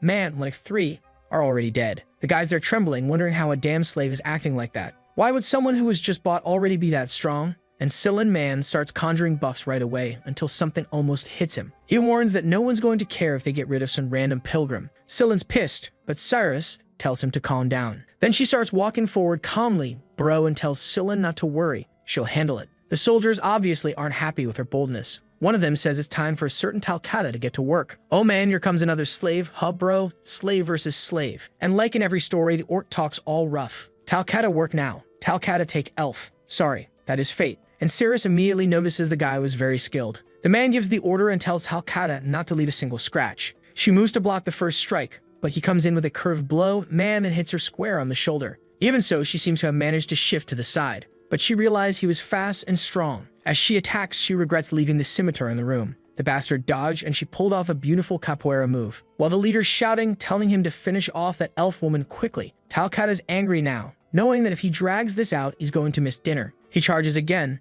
The two face off. He comes down with an overhead slash, but Cyrus moves in. By the look on the orc's face, he seems to have messed up, and she slides under the blade while approaching beneath the attack. She locks eyes with him, and he realizes he screwed up, bro. As soon as the sword went off to the side, she smiled and slashed at his neck. Lucky for him, he had armor. The orc can't believe she ran toward the attack like that. Any normal person would be afraid of dying like that. Then Sillin calls out to Cyrus and tells her to block the daggers, man, already starting to cast his buff. But the soldier says he won't let that happen and throws a dagger. Of course, Cyrus jumps in front and blocks it. But because of that, the fanboy's invocation ends, man. Too late for the fools. All got crushed. Or apparently not, because Sillin says that this power only works on undead and dark beings. But at least they'll buy some time, so they better run. Cyrus grabs him by the collar, kicks a sword away, jumps, and climbs up the wall, man. The guys back there are obviously shouting orders to go after them, until one dude shows up and says it looks like they're struggling. He can't believe not even Talcata could capture that woman. Man, now the old guy arrives, looks like he's got 70 years of battlefield under his belt, saying he'll have to take care of it. As soon as the man takes the lead in a second, he jumps and vanishes. The soldiers left there shocked, thinking that the difference in power of an aura user really is enormous. And the bastard is there saying that it's been a while since he played hide and seek. In the rush, Sillin says they have to go back to the room and grab their weapons. Cyrus is sure there will be more enemies there, but Sillin says the only way they'll win is with their weapons. There was no way they'd be able to leave the city carrying a dagger, so they rush into the room, bro, grab the weapons, use a spell to hide their steps. But right then, the aura guy is walking around nearby. The name of the bastard is Lantis. He's the master of the sword. Because he has aura, he can sense any movement in a 30-meter radius. While he's destroying the door, he can't believe that that redhead was a high-level priestess. Some guy shows up and asks if Lord Lantis really lost track of the two, but he just tells him to shut up and orders the men to start hunting throughout the entire city. In the chaos, Cyrus wants to know if it wouldn't be better for them to flee to a more crowded area, to which Silence says that would only make things worse. Soon it would be announced the slave escaped and the whole area would become hostile. While running though, he's already thinking. Now it's clear why pilgrims always die, man. On the other hand, a worst option was going back to that woman. My boy, girl, what did that girl do to you, my boy? He says he's never going back to that place with this skinny body, and that they have to find Lepin fast. So he casts a spell, asking the goddess to guide him to his destined path. The ability starts forming a path through the city, and a narration explains that this spell was actually created to bring couples together. Love might seem like coincidence, but when blessed by the goddess Philinance, it becomes destiny. Even Sillin is kind of confused, right, because it's working. but it's something meant for couples. Then Sullen starts praising and Cyrus praises back. Yeah, the two saying they're pretty impressive for their age. Suddenly, they're kind of in an open field and Sullen explains that it was his ability that led them there. The problem is that right at that moment, that bastard Lantis shows up in front of the two. Right away, Cyrus tells him to step back because that definitely wasn't Leppenhart, and Lantis smiles, thanking them for the day's workout, but warns them that they better not think about running. And man, Cyrus charges in like a madwoman, thinking the worst thing would be to turn your back on an enemy like that. The attack looked like it would hit clean, but Lantis dodges in a second and says that for a slave elf, she was pretty talented. He's already behind her while Cyrus wonders, what kind of man was that? Sullen begins to activate his buffs, wondering why a swordsman of this caliber is involved in nonsense like this. He gives a whole speech and stacks like 5 or 6 buffs at once on the dagger. Looking at the dagger, Lantis is confused. To use that many buffs at once, he'd have to be at least at bishop level. And Sullen is celebrating, saying that even if it doesn't seem like it, he was one of the badasses from the Vasily region. Cyrus goes in swinging with her strikes, but even so, Lantis says it's not going to make much difference. In the moment, her blade breaks and the guy slashes at her. Yeah, bro. Sullen's celebration got cut short. The bastard in front of them was an aura user, and even Lantis got pissed, saying he can't believe he was forced to use aura on an elf like her. Sullen knew that didn't make sense. An aura user shouldn't be in a place like this. With that kind of power, he could be living comfortably anywhere in the world. Sending this guy to capture a slave was like asking a dragon to use its fire breath to cook soup. Overhearing the conversation, Sullen finds out that his name is Lantis, a man who was once a renowned knight of the Empire. Born from a noble lineage, he awakened his aura before the age of 40. But Lantis carried a secret no one spoke about. His cruelty, which began with elf slaves, eventually extended to human women in the capital. Eventually, it reached the nobility, and that's apparently where his fun ended. Sullen says that now he knows where the damn monster had been hiding. He couldn't believe an aura user was getting involved in something so dirty. He really was just as vile as the rumors said. Lantis responds that even though things are tough, he still has to make a living somehow. He fled to this place after being expelled from the kingdom of Tychon. The other soldier standing nearby is just thinking that for a merchant group, being able to afford someone strong like that was the biggest advantage. Lantis lives peacefully and does whatever he wants while they use the money, which they have no shortage of. Suddenly, Lantis points at Sullen and says he's going to seal his holy powers. He knew very well what happened when you let a high priest keep his mouth open. Sullen, bro, I don't even know what happened. Gets completely struck down and the guy is asking Lantis not to hurt the elf. Tarek would be furious. But Lantis just says they can always get priest to heal her, so it wouldn't be a big deal. Suddenly, he looks at Sullen and says he noticed that this priest had a very pleasant appearance. The soldier says it looks like the worst has happened. And Lantis is saying this experience will be quite unique. Man, the big old hand is coming in to grab, until someone slices it. I thought it was our boy arriving, but nope, it's Sullen, bro. Even Seal, he stood back up and said he wasn't gonna let them do whatever they wanted. The guy asks, how is someone with their tendons destroyed getting up? He was the most handsome, alive, fragile zombie he'd ever seen. Looks like they were going to have to cut off all 4 limbs to get him to stop moving. Right then, though, an explosion from behind, right man. The badass has arrived, saying he found the bastards and that they were going to pay for trying to take Cyrus. Man, he's coming in with swagger, bro. Walking straight, tossing off the coat. Lantis as they're trying to figure out who this kid is. Clearly, he didn't just look tall. You could feel a mountain of aura surrounding his body. Then the guy nearby says that that's the guy who bought the elf. And Lantis asks what's with this nonsense of calling him just some random kid.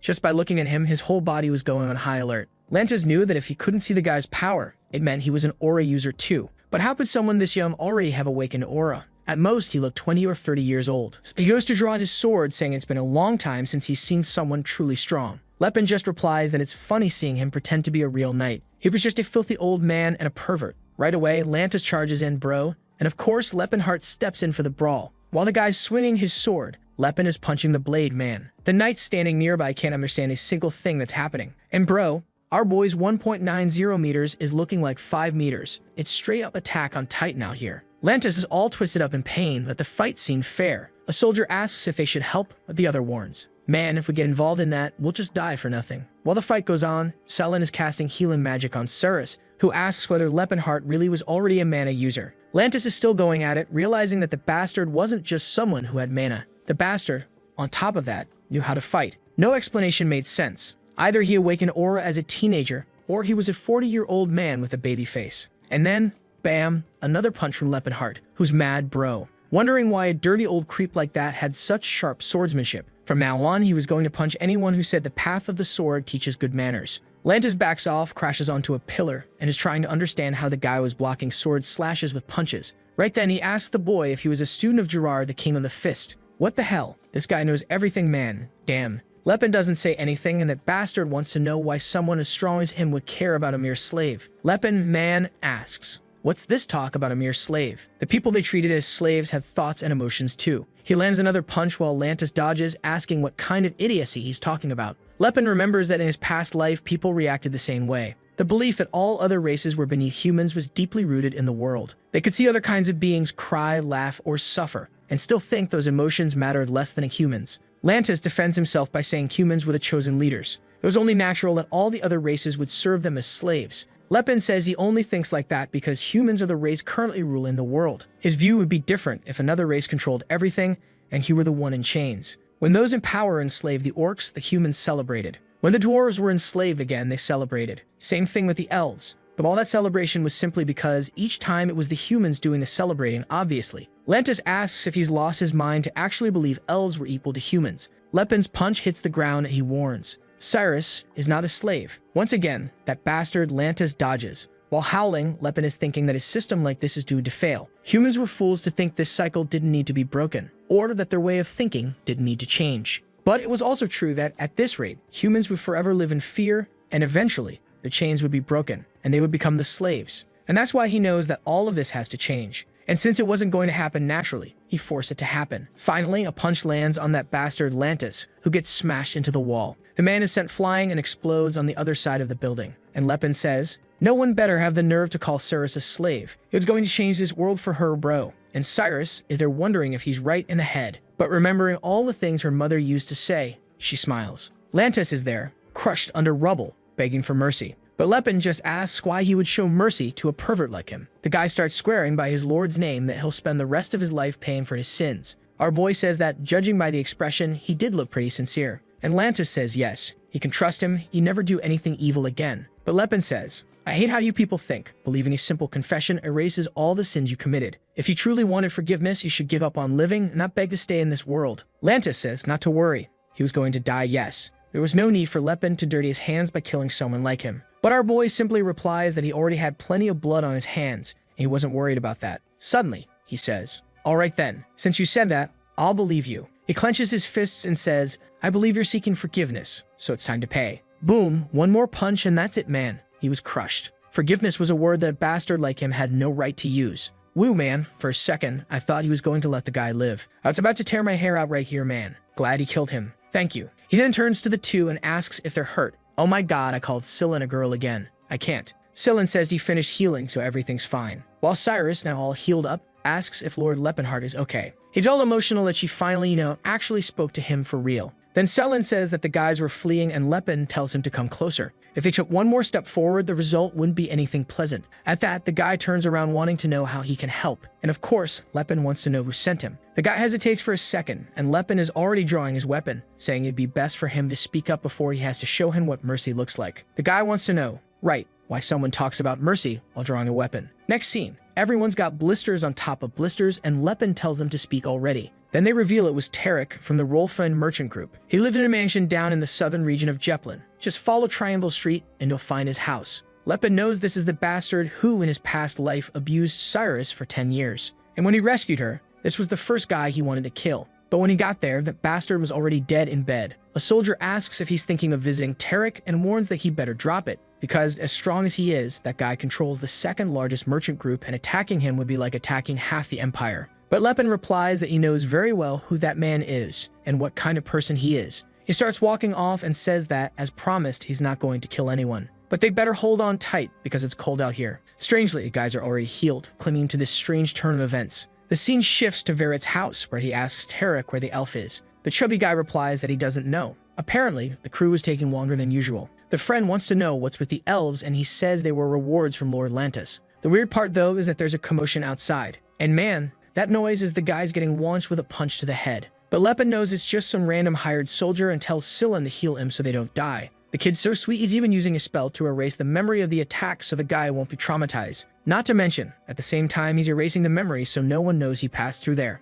Lepin says it's good to have him around. If he were alone, he'd have invaded, cut that guy's throat, and no one would have known a thing. Suddenly, the orc appears saying that Talcata will stop the human intruder. Then our boy, who speaks all languages, tells him that he who carries the blood of warriors should know. The man he's protecting isn't worthy of that protection. So why draw his sword for someone like that? Talcata replies that he is a warrior, and a warrior carries his sword when he has a job. How would he keep his honor if he went against his task? Lepin asks if his task is to live as a slave. That man wasn't his mentor. Talcata says it doesn't matter. A warrior answers the tasks he's given, even if they were forced on him. Our boy smiles. Orcs really never change. While Scylla is impressed that he speaks orc language, Cyrus is surprised too, but says that this time she's the one who'll handle it. He questions it, and she says there's no need to worry. Her weapon this time is different. Talcata says he feels like the weak elf has now become a strong one. Then our boy tells Scylla to keep an eye out, right? If anything were to happen, it'd be good to use a little power. Then he walks right past the orc, who asks if he's going to ignore him. Our boy says his target is ahead,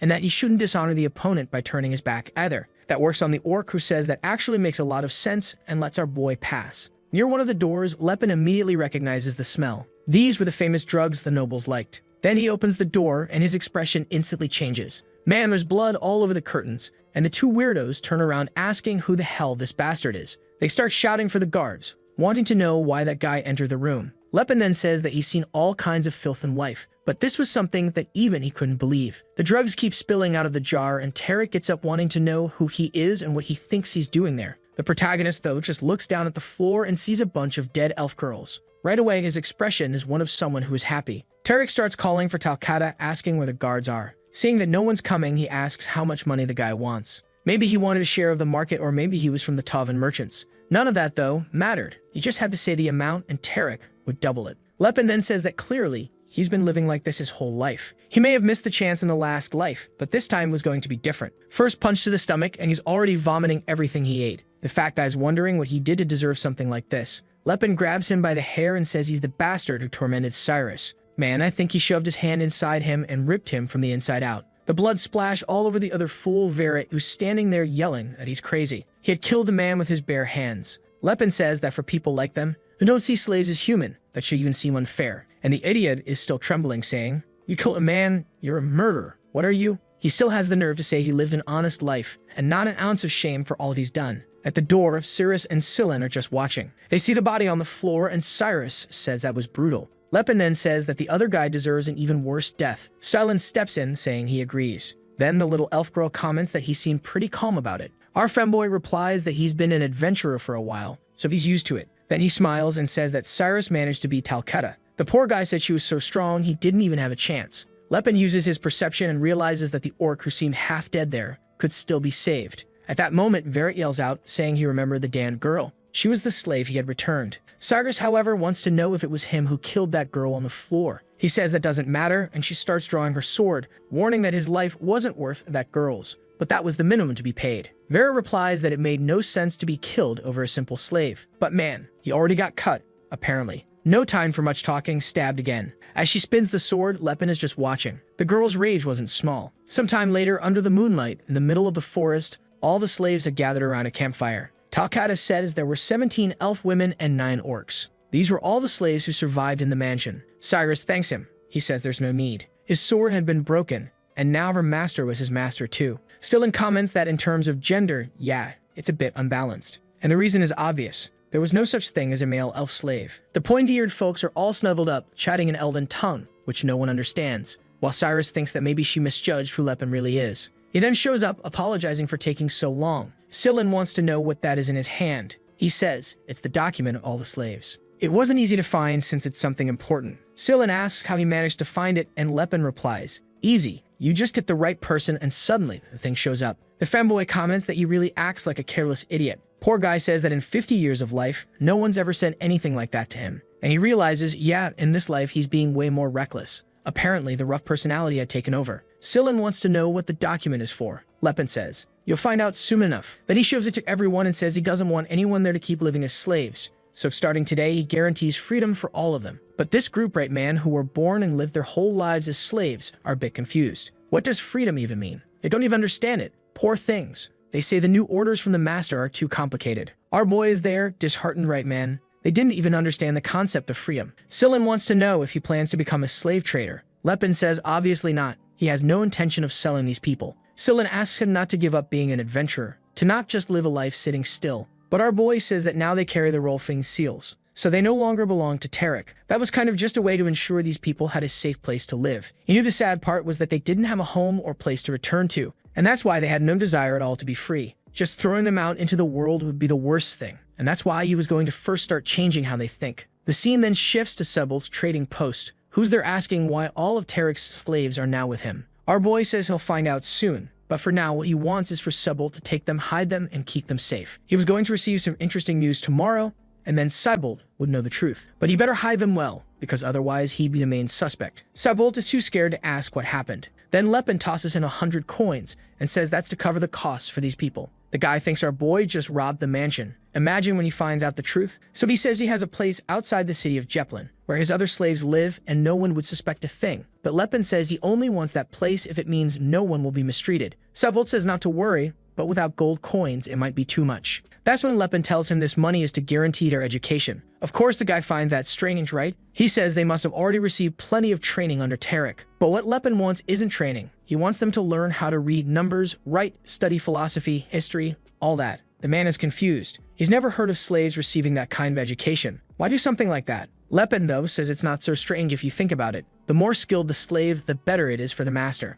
But Sebald, right man, sees it differently. To him, a slave can't even learn something like that. So Lepin replies, doesn't matter. I'm the one paying, so just make sure they get the education. Whether it's worth it or not, doesn't matter to me. Even though he finds it weird, the guy accepts. The only problem is that few academies would accept an offer like that, which scholars would want to spend their time teaching non-humans. But that's something Lepin had already thought about. He says those scholars also teach regular people, and regular people need money. Those are the ones they'll hire. The guy thinks it's madness. How can someone who hasn't even finished school teach anything? But man, Lepin is having to argue every step of the way, bro. He says he doesn't want advanced knowledge, no, just the basics. Finally, the guy agrees, saying fine. He'll do all that, even though he still thinks he'll come to nothing. The truth is, this idea of educating slaves isn't even new. Someone had already proposed something like it in the past, but the nobles never embraced the idea. Why do you think that is, right man? They wanted to maintain the belief that only humans were superior enough to learn complex knowledge. And now Lepin knows he needs to start using that foolish belief to his advantage. If the slaves learn something like that, it kind of breaks a major argument. At the same time, it's more than obvious that a long time ago, these rules were made like that to prevent the other races from becoming intelligent and starting resistance movements. Obviously, most humans alive today have already forgotten that it started because of that. As soon as these slaves got educated, Sebald would be shocked by the results. Right then, if he's smart, he'll want to start educating his own slaves to increase efficiency. If that works, it might become a sort of virus that spreads across the entire continent. Because merchants, man, they just want to make money. They don't care about anything else. The plan is to change perception, something he wasn't able to do in his past life. Ah, you sly one, you're all brainy and magical. Huh, you rascal. The scene then shifts back to the inn. And the poor guy is now asking if Scylla doesn't have a few coins to lend him. He had given everything he had to Sebald, right? And now he's broke. Cyrus asks if he wants her to sell the clothes they bought for her, and he says no, there's no need for something like that. Then she lets out a little laugh, and he realizes it's the first time he's seen her smile since he took her out of slavery. The next morning, the entire city of Jeplin fell into chaos.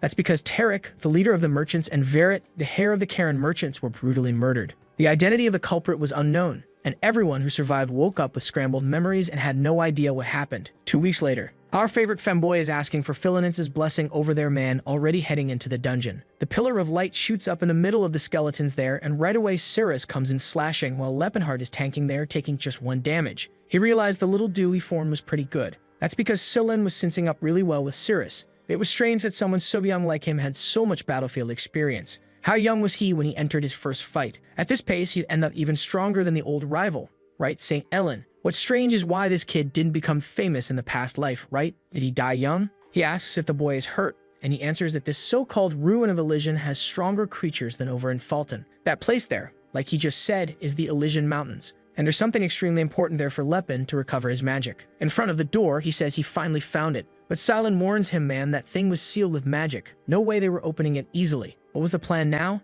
He should have hired a mage. But Lepin says, give me a few seconds and I'll prepare a spell. Right then, Scylla gets confused, man, asking himself, what do you mean? Our boy tells him to calm down. It's just that in the past, he was a warlock. Obviously, that messes with the kid's head even more. What's this deal about a guy who fights and uses magic? The bastard was already good at martial arts, awakened aura, and above all, was smart. The world really was a mess.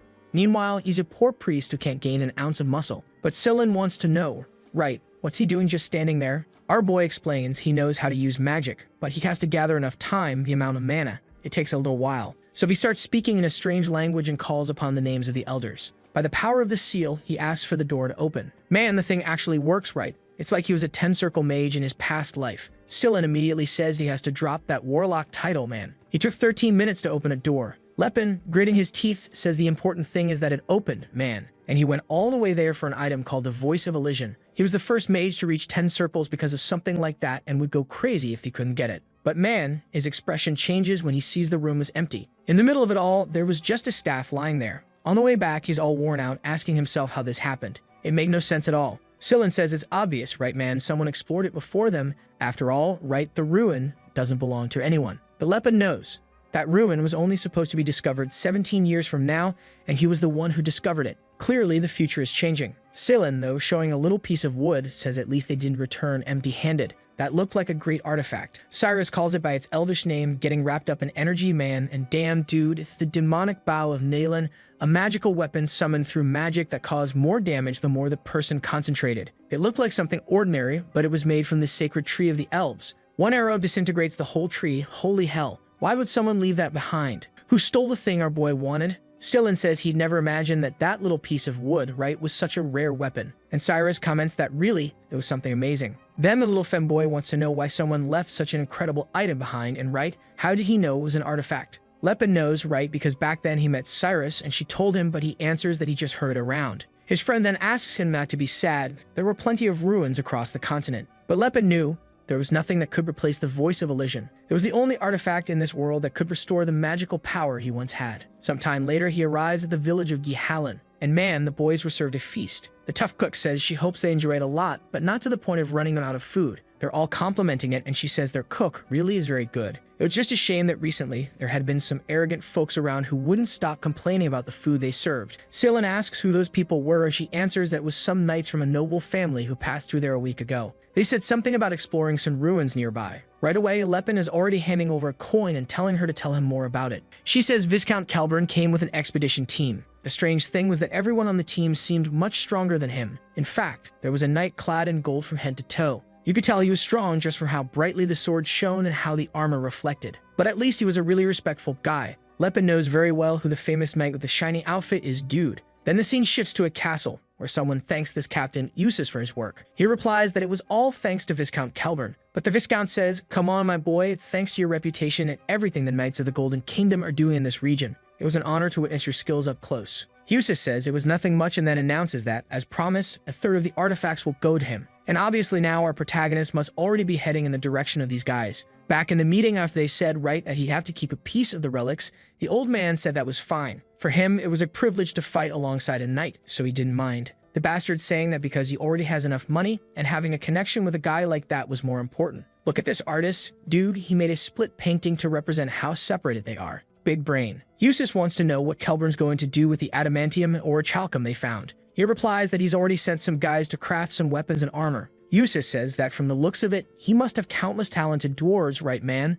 Suddenly, he laughs and calls his daughters. I didn't get what was so funny, but he's going to do the obvious, right? Tells his daughters to introduce themselves to Eustace. Says he knows Eustace is married, but he wants to build a good relationship. I'm not understanding, but my guy, Eustace is Sigma in relationships. He says that in this life he has no intention at all of getting involved with any another woman. Whoa, that made Kelburn even lean a bit sideways, right? Did he offend the bastard? He asks something about the guy's younger brother, but right then, Eustace shatters the glass, his hand bleeding, and says he doesn't have any younger brother. Everybody starts shaking bro. He just apologizes. Suddenly, the door bursts open and a guy says that a demon appeared from one of the artifacts. I thought it was like a metaphor, but there's a half-horse man with sights on his elbows, sending soldiers flying everywhere. Eustace takes a look and sees that it was probably a summoning artifact that got mixed in. It was just weird that no one noticed something like that. Then his expression changes and he clenches his teeth, wanting to know what that idiot thinks he's doing. Someone starts approaching the fight, carrying a base shield with a sword on his back. Man, this kid's got a guts from Berserk vibe.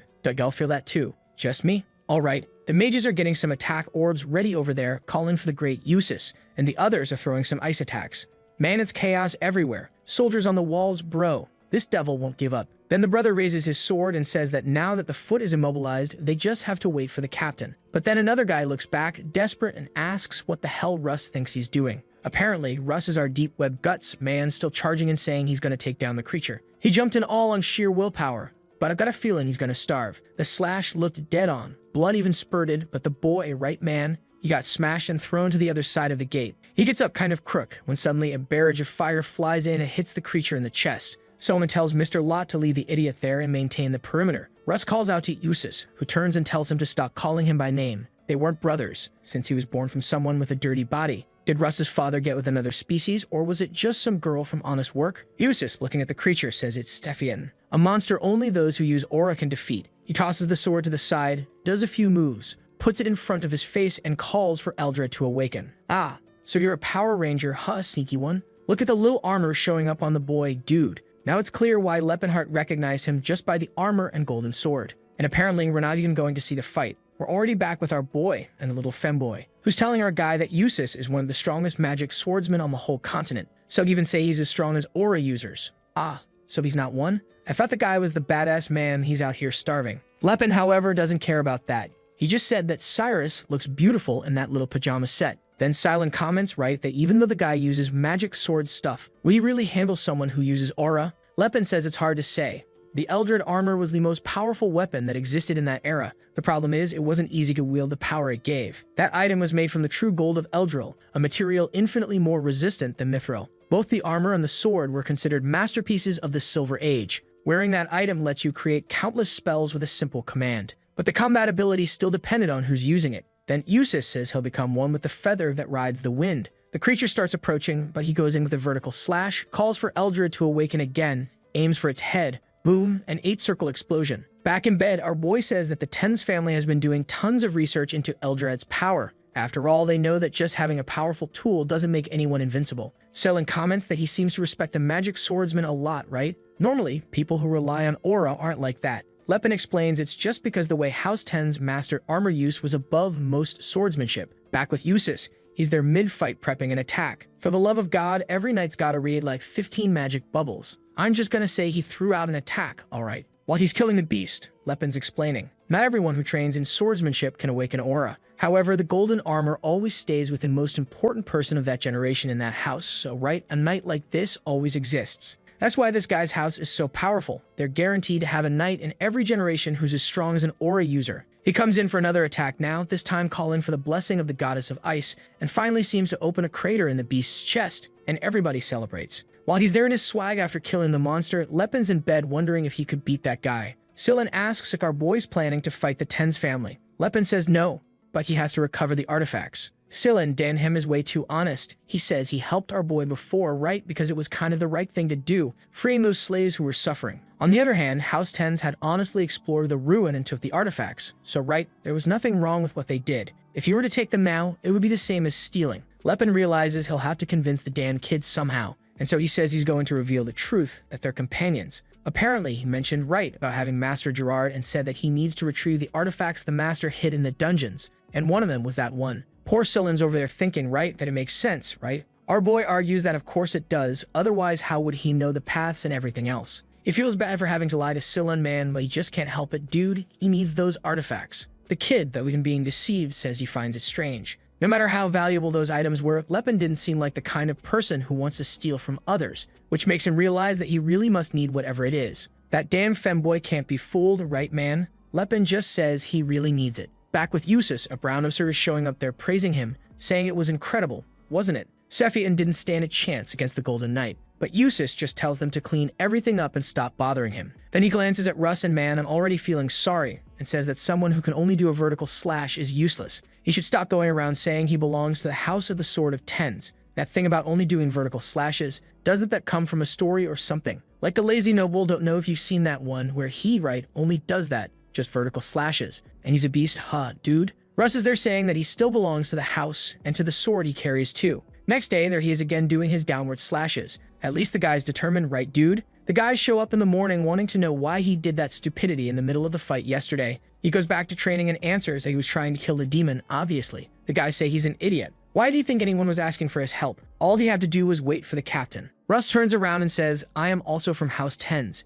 and if you have a problem with that, just challenge me to a duel, I'll accept. I thought the guys would actually challenge him to a duel, but they just said he was a bastard and walked off. The story says Russ, he's strong, but he only learned one single skill, the downward slash, right man, and the breathing technique. Wait, so that's two already now? Any sword master who saw his downward slash would say it was a magnificent skill, but besides that, right, he had absolutely nothing else. House 10s may have forgotten the true way of the sword, but as a noble house of knights, even their guards were very skilled. But for some reason, dude, Russ's father was there saying he couldn't teach him anything. That's because all the vassals, everyone in the house, was against teaching techniques to an illegitimate child. The father says that was the fragment of the path of the sword. Those were the movements that would lead someone to the path of aura. Maybe one day he could awaken that power they lost long ago. Got it. So even with everyone against it, the father gave him the tip about the downward slash. And Russ, since then, dude, has been on that grind. The boys focused, dude. The problem is that House 10s, which once was considered the one with the most powerful swordsman,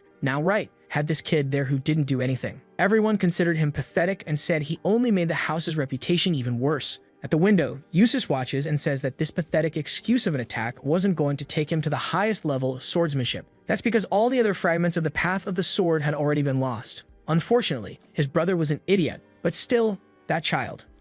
So you think you're Itachi now, Sitting by the window playing the edgy villain, and when the boy gets close you pretend you don't like him. But you do like the kid, don't you, you sly dog? Russ is over there exhausted, focused, and yelling. And Eustace from afar says he's a genius. Now I don't know if he likes the boy, if he doesn't like him, if he thinks he's a genius, or if he thinks he sucks. I'm confused. What I do know is that there's a Leopard out there in his cloak, dude, moving through the forest, saying it's better to try and sneak in this time. What's making him angry is that damn Viscount has a gigantic castle. No wonder. That's the home of the guy who controls all the mines in the region. The poor soldiers were there like, shifts over, time to rest. And then bam, got smacked in the back of the neck by Leopard and went night-night. While the two of them are walking down the hallway, talking about the knights, about the guy with the armor. What they don't notice is that there's a Leopard up in the ceiling, dude, asking himself why he's suddenly living like a gecko. But he moves along, going from pillar to pillar, and realizes that the life of a thief isn't that bad after all. Maybe he was born talented for this. Already seeing the guys in front of the door, he knows the ones with the slightly better armor belong to House 10s.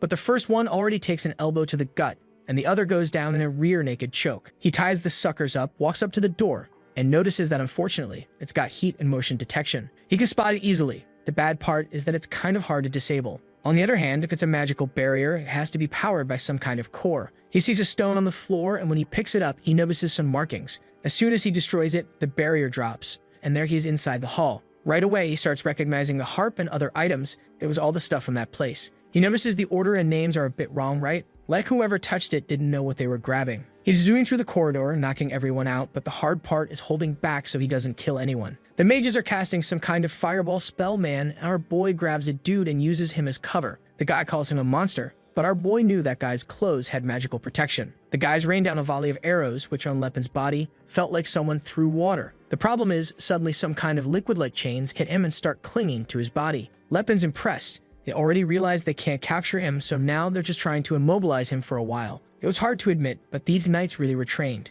That's when someone slams a shield on the ground. Russ comes running and says he's gonna make him suffer by the sword of 10s. Another soldier tells him to fall back, while Lepin wonders, what the hell does this idiot think he's doing? Man, the problem is, he's coming in hot with that downward slash, dude. Strangely, Lepin seemed to know who Russ was, he just couldn't remember exactly. The steps were normal, the body was normal, but that downward slash was surreal. The attack looked like it landed clean, but my god, right, dude? Lepin just used the chain to stop the sword and gave him one to the ribs, snaps fingers that sent the boy spinning. Our boy's confused, wondering how it's possible for someone to have such a powerful downward slash and at the same time be so bad at fighting. He was the most weirdly unbalanced person he's ever seen. But right then, someone starts giving a speech. Dude, you already know it's gotta be that damn Eustace. Our boy defends himself, but the problem he didn't want to face shows up, the damn Golden Knight, who says it's strange that someone so skilled would be invading people's homes to steal. Lepin replies, right, that he has his reasons, man. Obviously, though, the guy says the reasons can wait till later. And our boy's already charging in, dude. At the Academy of the Undefeated, they teach that whoever strikes first wins. Eustace charges in too. Our boy dodges the sword strike and goes in for a punch. The knight manages to dodge it. The two of them pull back, and the army guys are wondering what Eustace is doing, and why both of them stopped in the middle of the attack. Seems like they both made kind of a suicidal move, but since both attacked, both would have ended up dead, and so both backed off. Suddenly, Eustace starts chanting his whole thing and activates his shadow ability. But poor guy's using magic against Leopard, who knows them all. Our boy moves his cloak, disperses the shadows, and now the guy's already wondering how he knows that power. Our boy's about to say that magic is a new thing for him. But the damn guy is already coming in for another attack. Once again, he dodges, and now, dude, every time he rushes toward a spot, he's got dodge and attack. And man, now he came back and landed one right in the chest. The blondie can't believe the blow actually did damage through the armor. Like he shoots off another combo of magic, calling for the goddess of fire, goddess of ice, goddess of who knows what. And Lepin's realizing that the rate things are going, his life's at risk. Another explosion inside the walls, and from the middle of the smoke, where he is now, realizing he's gonna have to take this seriously. The guy had used a material destruction spell that's an extremely advanced kind of magic, and Eustace, once again, wants to know how the hell this bastard knows how to deal with all the spells. The only way a human could fight him on equal footing would be if the person was an aura user. Then he activates a decomposition ability and a purplish toxic mist forms around Lepin. But he also knew that you could neutralize that with a simple air shift. One stomp on the ground, the attack breaks, and he's already face to face. Clean hit, he manages to block again with his sword. And the bastard is still thinking about whether our boy has aura, right man? But now he says things are going to be different. He's sure now the guy knows how to use aura, so he's going to respond accordingly. While dodging the attack, Lepin thinks that this damn magic really is dirty. In his past life, he always thought it was only fighters who use sneaky little tricks, but now he realizes that's not quite how it works. From afar, the other knights are just watching everything explode. Meanwhile, Eustace wants to know why an aura user is acting like this. That's because our boy isn't even using all of his power, since the techniques are kind of easy to identify. He didn't want to associate this theft with his master's academy. And Eustace starts noticing. He had the physical prowess and the power of an aura user. So why wasn't he using aura?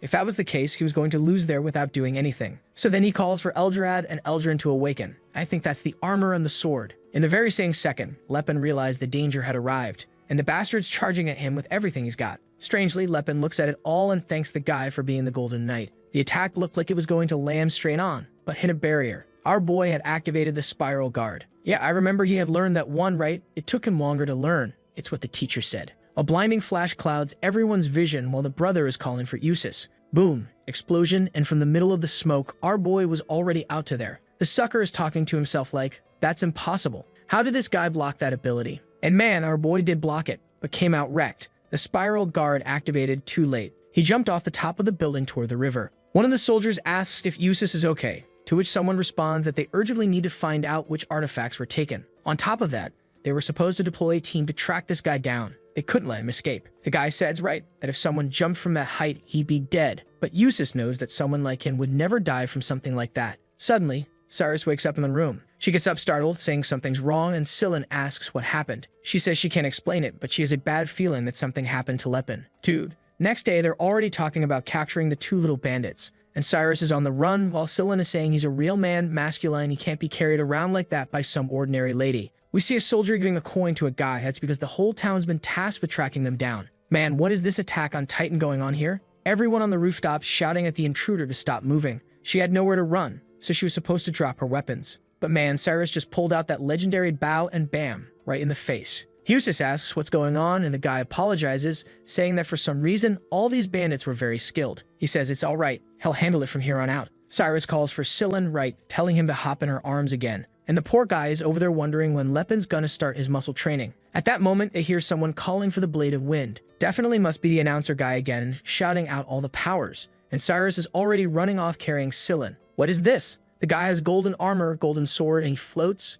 And our bronze elf girl recognizes him right away, man. And Eustace finds it strange that an elf was carrying such an expensive blade like that. Here comes the femboy buff dude giving him the courage of a lion. And Eustace notices that this weird little group wasn't just some common bandits. Our femboy is thinking that Dan Lepin underestimated these guys and now dragged everyone into this mess. Man, in 1 second, Eustace was face to face with Cyrus. Poor girl managed to block but got thrown far. I didn't really get how we got here, right? But man, I imagine soon enough they'll all connect. We then see that after falling into the river, our boy woke up all bandaged up, and going up against that guy without using all of his techniques clearly was a stupid idea. But whatever, the result wasn't that bad. He managed to recover the voice of Elysium. What he wants to know is, where is he? A little dwarf then appears and asks how he's feeling, introducing himself as Ethos. Our boy says his name, and the guy asks Taylor to bring him a bit of soup. The story makes a point of saying that this one is an adult dwarf, okay? She's a marriageable age. Why the info matters, I don't want to know. What Lepin does find strange is that dwarves usually aren't this friendly, right? So why this? But that doubt quickly fades when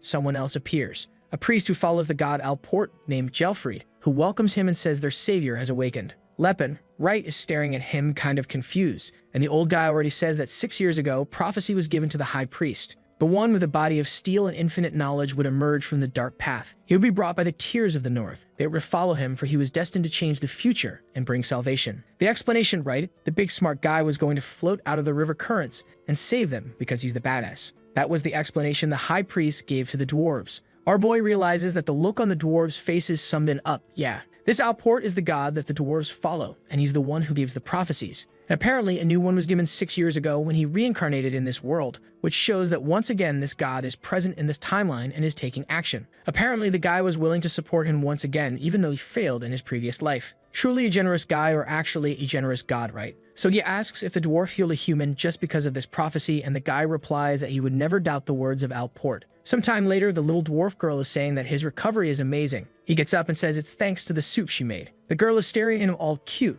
wanting to know if she should call Gelfrid again. I'm thinking this dwarf girl might have some interest in other races. He starts walking off to find the guy, and she's clinging to his arm. Unlike the orcs, the dwarves manage to keep their culture even as slaves. That's because, right, their roles are different from other races. Among the enslaved, they're the only ones who get specialized work that humans can't do. The knight tells him to say how to find gold mines, and the dwarf says it's easy. You just listen to the voice of the earth. Simple as that. Because of these non-transferable skills, they kind of kept a certain status and managed to keep functioning as a society. The little dwarf girls, though, are feeling a bit unsure. One commenting that they said he's the savior, and the other saying, but he's human. That doesn't make sense. Lepin asks how many are there, and the clingy one says about 60. Then she comments that it's strange. It seemed like there weren't any men in that place. And she says it's because the men are all in the mines and mountains. Lepin knows that actually that's kind of a tactic. Humans like to keep the dwarves separated, because if the men start a rebellion, right man? All they have to do is attack the women and children. Then we cut to the little dwarf guy welcoming him again, saying he looks like he's feeling better. Our boy asks not to be called savior, just Lepinhart is fine. Because Gelfrid explains that he doesn't really know why the boy is considered the savior either, but at least he could see in his eyes that he didn't see them as slaves. Lepin says yes, he saw the dwarves in a good light, but that wasn't enough to place the fate of an entire race on his shoulders. The old guy, though, responds that he also has no idea why Alport chose a human as the savior of his people, but he clings to the belief that the god would give the best opportunity for the prophecy to make sense. Now how the boy would save them, that was a mystery to him too. His role was just to help him with whatever he needed. Besides that, when he called our boy savior, for some reason he felt like he didn't seem very surprised. Lepin's they're kind of like, yeah, true, since he's already been through this once before. Then he asks why the dwarf called him, and the girl says the high priest wants to meet him. He's the person who receives the oracles from Alport, known as Father Macallan, the spiritual leader of the dwarves. Lepin's already grinning. Macallan is the little dwarf who was with him back at the end, when they destroyed the kingdom at the beginning of the story. Then Galfrid says he really is quite interesting. He didn't think the boy would accept such a strange story like this so easily. He was wondering how he was going to explain it and convince him, especially since, unlike the dwarves, he doesn't hear the voice of truth. That's why he's impressed. He's acting like he actually understands everything. Lepin's just there grinning, but he knows, man, Antares fell in the past life. Following the same path as Alport in this life would only lead to the same story again. However, Macallan was a wise dwarf, and talking to him to look for another solution might be the best option. At that moment, they're close to the Great Forge, which isn't that far really. Galfa then says that he's going to be taken to the Great Forge, and along with him will go the guide, who is the last descendant with warrior blood in the dwarf clan. The little girl now introduces herself as Telestial Hammer. The Sixth Sense dwarf man says now that he felt when he mentioned the Great Forge, the guy wasn't surprised. I guess it's got something to do with this voice of truth thing, right? Our boy says he's used to it. The dwarf keeps getting surprised and wants to know how he accepts everything and knows them so well. Lepin replies that, unfortunately, for now, it still wasn't the right time. Right at that moment, the little fool opens the door calling for the savior. The elder asks Ethos, who's questioning our boy, if he has any companions. An elf and a young boy, real cute, real fine. Why did I say that? I was trying to make a joke, but I lost control. And he tells Lepin that both of them were taken to Viscount Kelburn's castle. The scene cuts to Eustace yelling, saying they have to find out what these bandits are trying to hide. They were to forget any chivalry and use the worst torture possible to make them talk. The guys at the door say he can count on them. Eustace is thinking that that strange elf had a magic sword that would only belong to a captain of the High Order. Not to mention the priest boy had the power of a bishop. He had to figure out who these two were fast. But apparently the soldiers aren't very good at torture. They're standing there asking like, how do you get info out of someone? The other goes, yeah, I don't know. Can't hit too hard or they'll die. But if you hit too soft, they won't talk. Then the door opens and one says it doesn't matter. In the end, they just have to get them to talk somehow. Varys says he got it, and Rento agrees, man, let's hit him on the head. Half an hour later, strangely, the guys are all red in the face. Apparently, they got stunned by Scyllin's endless rambling. And it's not just any rambling, no. He's already revealed absolutely everything. He already told them that Lepin is from the Martial Academy of Master Gerard. Like he met him in town. Man, wherever they want to know, he's spilling it. He's even talking about the training our boy went through and asking if they don't think it's impossible. Someone training for 6 years and suffering that much doesn't make sense, right? The guys are already on their knees like, tell us more. He's telling all, dude, the speech bubbles are massive. He starts losing his voice, and one of the guys even offers him some water. He thanks him and says he'll keep going, not to worry. One of them even asks, dude, are you sure it's okay for you to be telling us all this? Where's your loyalty to your teammate? Sillin replies that he's got nothing to hide. The guy pushes, you sure, man? He's the successor to the Fist King. If people find out he's involved in theft, it'll ruin the team's reputation. But the little egg replies that if that bastard cared about reputation, he shouldn't have stolen anything in the first place. The guy agrees, yeah, that does make sense. Now that they've found out everything, they want to know where the stolen artifact went. That's when Sillin says that, unfortunately, that info he can't give because he doesn't have it, man. They stay to the house and Lepin still hasn't come back with the items he stole. The guy thinks he's lying and says that finally the bastard didn't tell them something and orders him to stop hiding. They're sure the group must have had a backup plan in case things went south. But Sillin just replies that they didn't make a backup plan because Lepin is an aura user, right man? He'd never fail at something as simple as a robbery. The two guys are standing there all confused, asking if this is really how interrogation is supposed to go.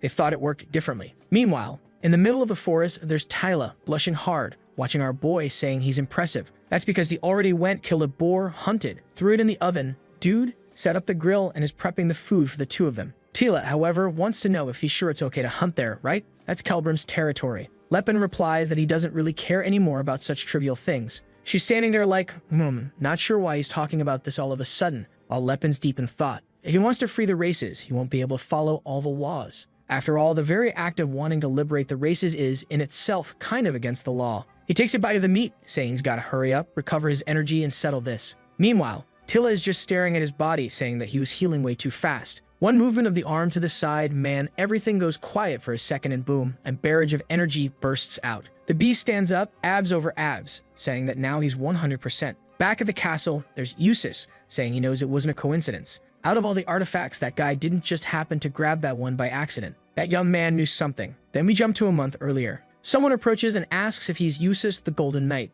He tells the guy to identify himself, who says that if he really is the heir of House Tens, he'll recognize that symbol. Upon seeing the crest, he knew it represented the Silver Sages. On the day Eustace became heir, his father revealed the secret passed down to all successors. It was exactly about these so-called Silver Sages, powerful beings capable of destroying nations. They carried all the world's knowledge and wisdom and had technology and magic far beyond what exists today. But they were few, live in hiding, and never revealed themselves to mankind, except during times of crisis. Within the Silver Sages, even a king of a nation was considered someone mid-rank, and Eustace drops to his knees and salutes the guy, who hands him a scroll and says he'll trust that Eustace will explore the ruins of Elysium in the name of House Tens. He could keep all the artifacts except for the one he desired, the Voice of Elysium. However, he better know that if he failed, there would be consequences that could affect the fate of House Tens. Eustace is their sweating bullets man. That's when someone knocks on the door. It's Veras and Rento saying they finished the interrogation. They seem to be telling the truth, but it was kind of weird. While they explain, we're shown the guys talking at the gate. The guy is shaking, saying he's scared of what happened yesterday. He was calm when suddenly, boom, he took one out of nowhere and blacked out. When he woke up, he saw that guy destroying everyone with just his fists, mowing down 30 soldiers. And the problem is that now Eustace brought in that guy's companions. He's scared that bastard's coming to rescue them. Suddenly, the guy looks to the side and feels a chill run down his spine, man. Oh snap. Walking across the bridge is Lepin. He's already arrived, activating the Horn of Calamity. At that moment, Eustace's face is full of fear inside the room, asking if that guy really was a student from the Academy of the Indomitable. Why would a Silver Sage want something that belongs to someone from the Academy? Keep in mind, right, that Sillin probably already told them what our boy said, how his master left that item there for him to retrieve. And I think, yeah, he told all of this, and now we're at that conclusion. Got it? I think so, right? Eustace knows there's a chance it's a false claim, but still, that boy was a bishop with power like Philinus, and someone so young with that level of sacred power surely didn't have the knowledge to fake this kind of stuff. To Eustace, those two were just pawns being used by that guy. And the problem is, they were now going to be abandoned without a second chance. How was he supposed to capture the Dan Lepin if he already escaped? He could use the power of House Tens, but even then that would be meaningless, since the Voice of Elysium couldn't be recovered anymore. In the middle of that thought, dude, everything is interrupted by the explosion on the bridge. As soon as he looks out the window and sees it, he recognizes the energy man. The bastard was back. And our boy says he heard that his companions were being held in this place. Half the castle was already in flames, and the knights were shouting to show this arrogant fool the power of tens. The guys shout that today's fight won't be like yesterday's, and our boy says the same thing, dude. Today, he wasn't going to hold back. The guy sends Rento and Varys, yep, the same guys who did the interrogation. But one attack from our boy and the poor guys come flying back like pieces of trash. Our boy warns, armor is useless against any strike that uses aura. At that moment, the priest over there starts asking the gods for blessings, preparing some magic, and now everyone's coming and buffing left and right. But Lepin just dodges, lands a punch to one guy's face, then calmly decks another in the face, one stomp on the ground, and everyone goes flying. The bastards don't stop though, man. Ice arrows, fire arrows, lightning bolts. Lepin's thinking, mages really are damn scum. One day he's gonna have to deal with these guys once and for all. He punches upward, kind of reflecting the attacks, and the guys go flying back. Lepin knows very well, mages lose focus easily, even from small injuries. With that dealt with, he moves on to handling the priest man. It's a little slap on the back, a light chokehold, a gentle smack on the cheek. The guys are calling him a coward while he laughs. The bastards were 50 against 1 talking like that. Lepin also knows how to deal with priests. You have to make them pass out as quickly as possible. That's because most of them start receiving more blessings the more hurt they are, so it's kind of bad to keep hitting them. The guys keep attacking with everything they've got, but there he is, standing still with arms crossed like a rock. The bastards already noticed. This time he was completely different from the night before. Then the commander turns around and asks why the hell Russ is just standing there. He was supposed to help the team. The guy's pissed. This brat always charges in when no one tells him to, and now that everyone's giving the order, he just stands there. But Russ, man, he's standing still because he's kind of in awe. That was the sight of a radiant light guiding the flow of strength. Sometimes it would expand and strengthen. Sometimes it would move as one. That was what was known as aura. Now he could see why he moved like that and why his power expanded that way. Finally, everything was as clear as crystal, and he naturally understood. Something that had never been taught to him, or maybe could never be taught. Only those who reached the pinnacle of martial arts could understand the true movements. Now he understood what the behavior of a true master was, and the only thing he could do was admire. Then came a barrage of attacks. Our boy dives to the side, looks up, smiles, saying he took long enough. Eustace declares that in the name of House Tens, he wouldn't tolerate any more rebellious behavior. Look what you've done to all these knights. Lepin tells him to stop pretending to be surprised. He'd been hiding and watching for a while now. Eustace is stunned, wanting to know how he noticed, and Lepin already sees it. The guy has the magic armor that gives him power comparable to an aura user, but he's ignorant when it comes to sensory circles and aura expansion functions. He says he knows Eustace wanted to test his abilities, but sending his subordinates like that, man, that's harsh. The rumors said he was a noble and righteous knight, but it turns out he had a shady side too. The soldiers around are saying that Eustace would never do something like that. Lepin tells him to explain then, what took you so long? Were you in the shower or something? The poor guy's all twisted, saying he was just napping and woke up groggy, and that's why he didn't arrive right away. But he's already drawing his sword, saying it's fine. He would pay the price for tarnishing the name of House Tens. And here comes the bastard again in his Power Ranger transformation. Tornado right in front of Lepin, who says that this time he better not hold back. As soon as Eustace jumps in right man, he's already firing off his magic. I'm gonna read it once so you get an idea of how long this guy's spells are. The eyes of the assassin pierce through shadows, and the leopard's cry empowers his limbs. And with the dragon's sense, I gaze upon the world. It's like that. Oh man, I hope that wasn't it. The flow of purity form in the world shall empower my blade. All of that. For one attack, dude. And Lepin's just standing there waiting, bam, punches the sword. Way easier that way. Aura activated, straight up brawling, punches flying back and forth. The problem for our boy is that even with his body reinforced, he was still taking damage. Eustace seemed to notice some hesitation and launch more attacks. Thank God, this time without another speech. And off goes Lepin with that spiral defense, whatever it's called, man. At the same time he defended, he was already moving forward, clenched in. Meanwhile, back in the prison, you've got the two waifus of the story wondering what the heck is going on. Cyrus says that it's probably Lepinheart coming to save them, and Scylla replies that she likes to act all distant and cold, but she's pretty convinced he's coming for her. Kinda shy, she answers that she's not really sure how Lepinheart's mind works, but it seemed like he treated her a little too well. Scylla says maybe he really likes a little elf girl, to which Cyrus replies that she also thought at first it had something to do with race, or maybe he just liked a bit of adventure, who knows. But when she looks into his eyes, she can see something more. Scylla says that really, women's minds change when they fall in love. They all start thinking he's different, special, that he has something no one else does.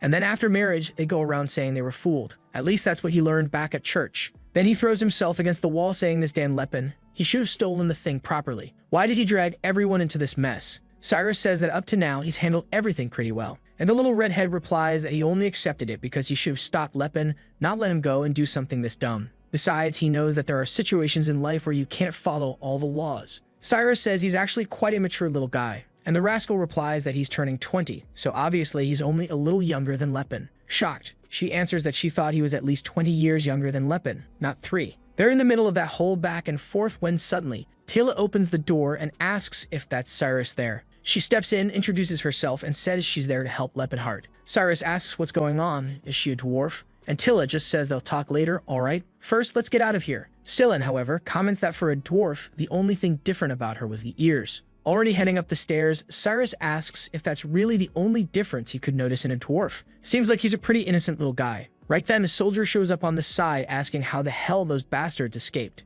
Man, in a second, Cyrus lands a thick-thighed knee right in the guy's face. While Tila comes rolling in, totally chill, blocks the human's attack, grabs his weapon, and throws him across the room. Scylla comments, damn, she's strong, huh? And she says it's normal. Dwarves are like that. Then she tosses something through the window and tells him to hurry up and go. The flare explodes in the sky, and our boy already knows that Tila pulled it off. At the same moment, Eustace realizes everything up until now was just a trap, and our boy is there aura activated, saying, of course it was. Why would I enter through the front and draw so much attention otherwise? But that just makes Eustace lose it even more, because Lepin still wasn't using all of his strength. He comes at him with another sword strike. Our boy dodges to the side, and now moves in to land one right in his face. The bastard still manages to defend and swears he won't be defeated like this. But now Lepin is advancing, without giving him any time to breathe. One more punch. It looks like it hits the ground just as the guy comes from behind. He launched an Edram attack, but our boy takes one step to the side, comes up from below, and lands an uppercut right in the gut. But Lepin quickly noticed the sensation wasn't that of a normal body. The guy turned into a bunch of shadow, and several clones started popping up around him. But our boy, being a magic expert, knew that these illusions were simple to deal with. All he had to do was sense the presence of the real one. As skilled as Eustace was,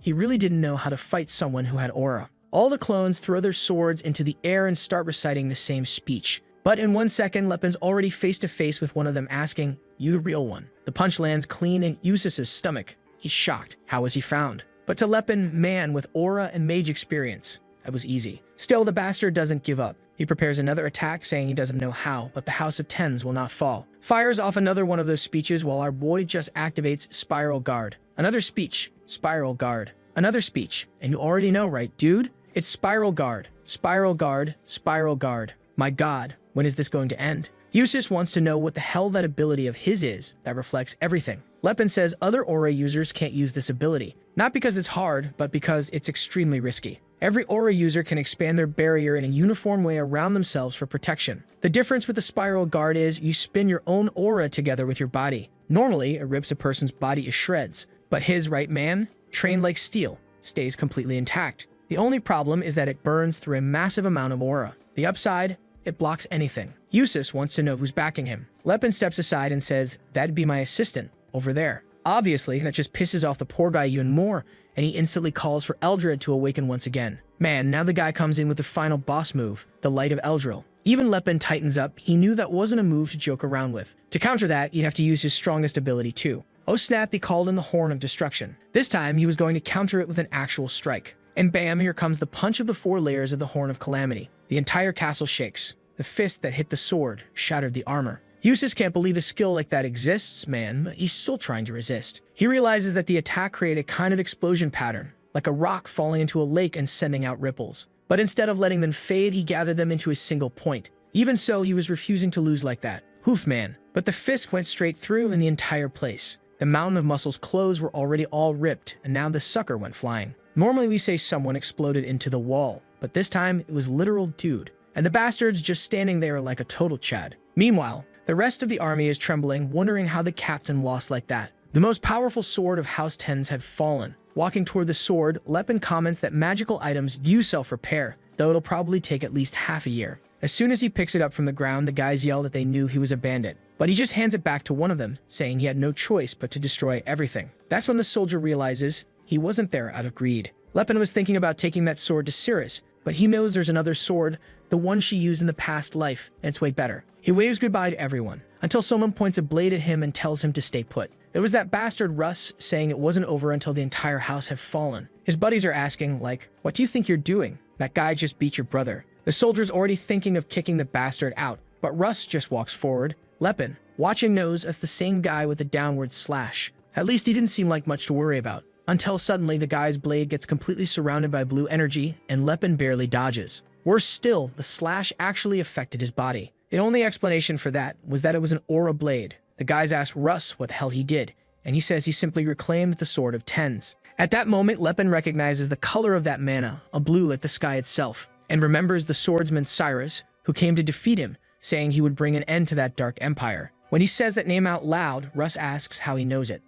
Because yeah, his real name is Cyrus and Russ is the nickname. That name, Cyrus Montens, was given when he first began becoming a knight. But since nobody wanted to recognize him as a real soldier, they gave him that nickname, Russ. Lepin wonders how he didn't recognize this bastard sooner, since he knew he was from House Tens. Even though right now House Tens is known for the Golden Swordsman, 30 years from now it would be a different story, because they would have produced the legendary Stellar Swordsman. That would erase the old belief that House Tens relied only on magical weapons for their honor. Strangely, the rest of the group is all shy, wanting to know how he knows Russ's real name, and what's this business about calling him Stellar Swordsman. He's not that amazing, they say. The guy is totally red in the face, but the girl tells him to calm down. He must have been mistaken for someone else, don't worry. Obviously, none of that makes any sense, and Russ knows it. Meanwhile, Lepin realizes this guy is very different from the one he met in the future. Truth is, age changes people, but the recklessness was still the same. The bastard charges again. This time, Lepin has to activate Spiral Guard, jumps into action, defends, and bam, punches him in the gut. But the bastard lands on his feet and reactivates his aura again. Lepin says that being able to use aura like that to defend,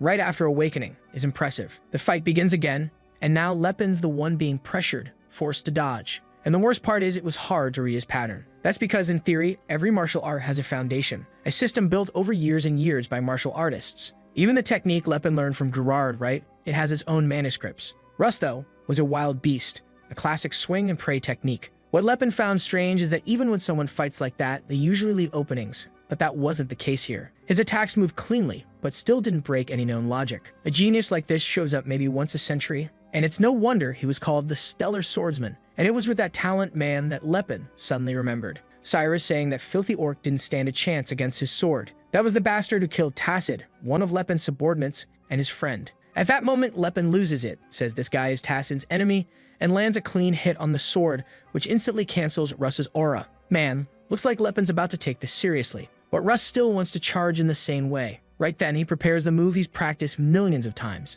Lepin knew this was a guy who would become a sworn enemy. He had to kill him now and prevent that cursed future. Man, boom, hits him in the gut saying, "Glad I got to meet you this early." And bam, my dude, explosion sends the boy flying far. Swag out right there in the flames. But then the expression changes. Russ rises once more and says that he is from the House of Tens, and they would never fall. Lepin can't believe it. That punch was really meant to kill him. Unlike his fight with Eustace, this one man had zero intention of the other guy surviving. But even so, not only did he not die, he didn't even fall. He might as well be a corpse standing, but he was still standing. Lepin now asks himself, should I kill him or not? Logically, he wants to kill him. But there's something inside telling him he shouldn't. And it's not because Russ hasn't done anything wrong yet. He knows that even at this very moment with the strength Russ has, there's already a chance he could kill someone Lepin values. Getting rid of an enemy at a time like this would be perfect. But he also knows that Tacit, who had the soul of a warrior, wouldn't want something like that. He'd be furious to know that the one who defeated him had been killed and he didn't even get the chance to take revenge. So he says out loud that Tacit really would be mad. He turns around and says he's going to give him the chance to be spared,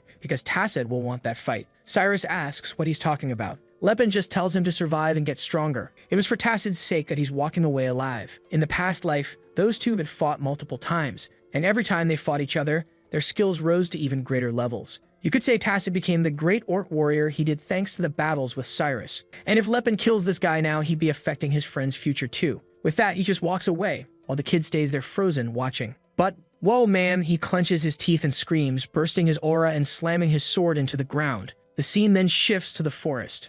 That fight was intense, man. So much happened, Jesus. Now in the forest, the tiny dwarf girl says it's good to see he came back in one piece. Lepin thanks her right that everyone's safe, while Scylan says it's thanks to them that they had to go through all of this. He knew a pilgrim's journey was full of adventure, but he didn't expect to end up in jail. Lepin apologizes, and Scylan tells him he needs to think straight. Cyrus is an elf and a woman. He had to start imagining the kind of things that could happen to her. Right away, Lepin approaches and asks if she's okay, if those bastards didn't do anything. She tells him not to worry, that it was a surprise, but the knights were all well behaved. So now he's there thinking that he better start being more careful from here on out. Everyone now wants to know, right? What was it that he wanted so badly? He shows them the cube, and Scylan says that thing doesn't look like something for martial arts. Lepin apparently fakes it and says he doesn't know what it is either. The master just told him to grab it. But whatever, it's time to get out of this place. Back at the castle, now everyone's got to start rebuilding after the destruction, right man? One guy carrying a beam asks his buddy if it's true. He says yeah, he saw it with his own eyes. Finally, an aura user appeared in tens.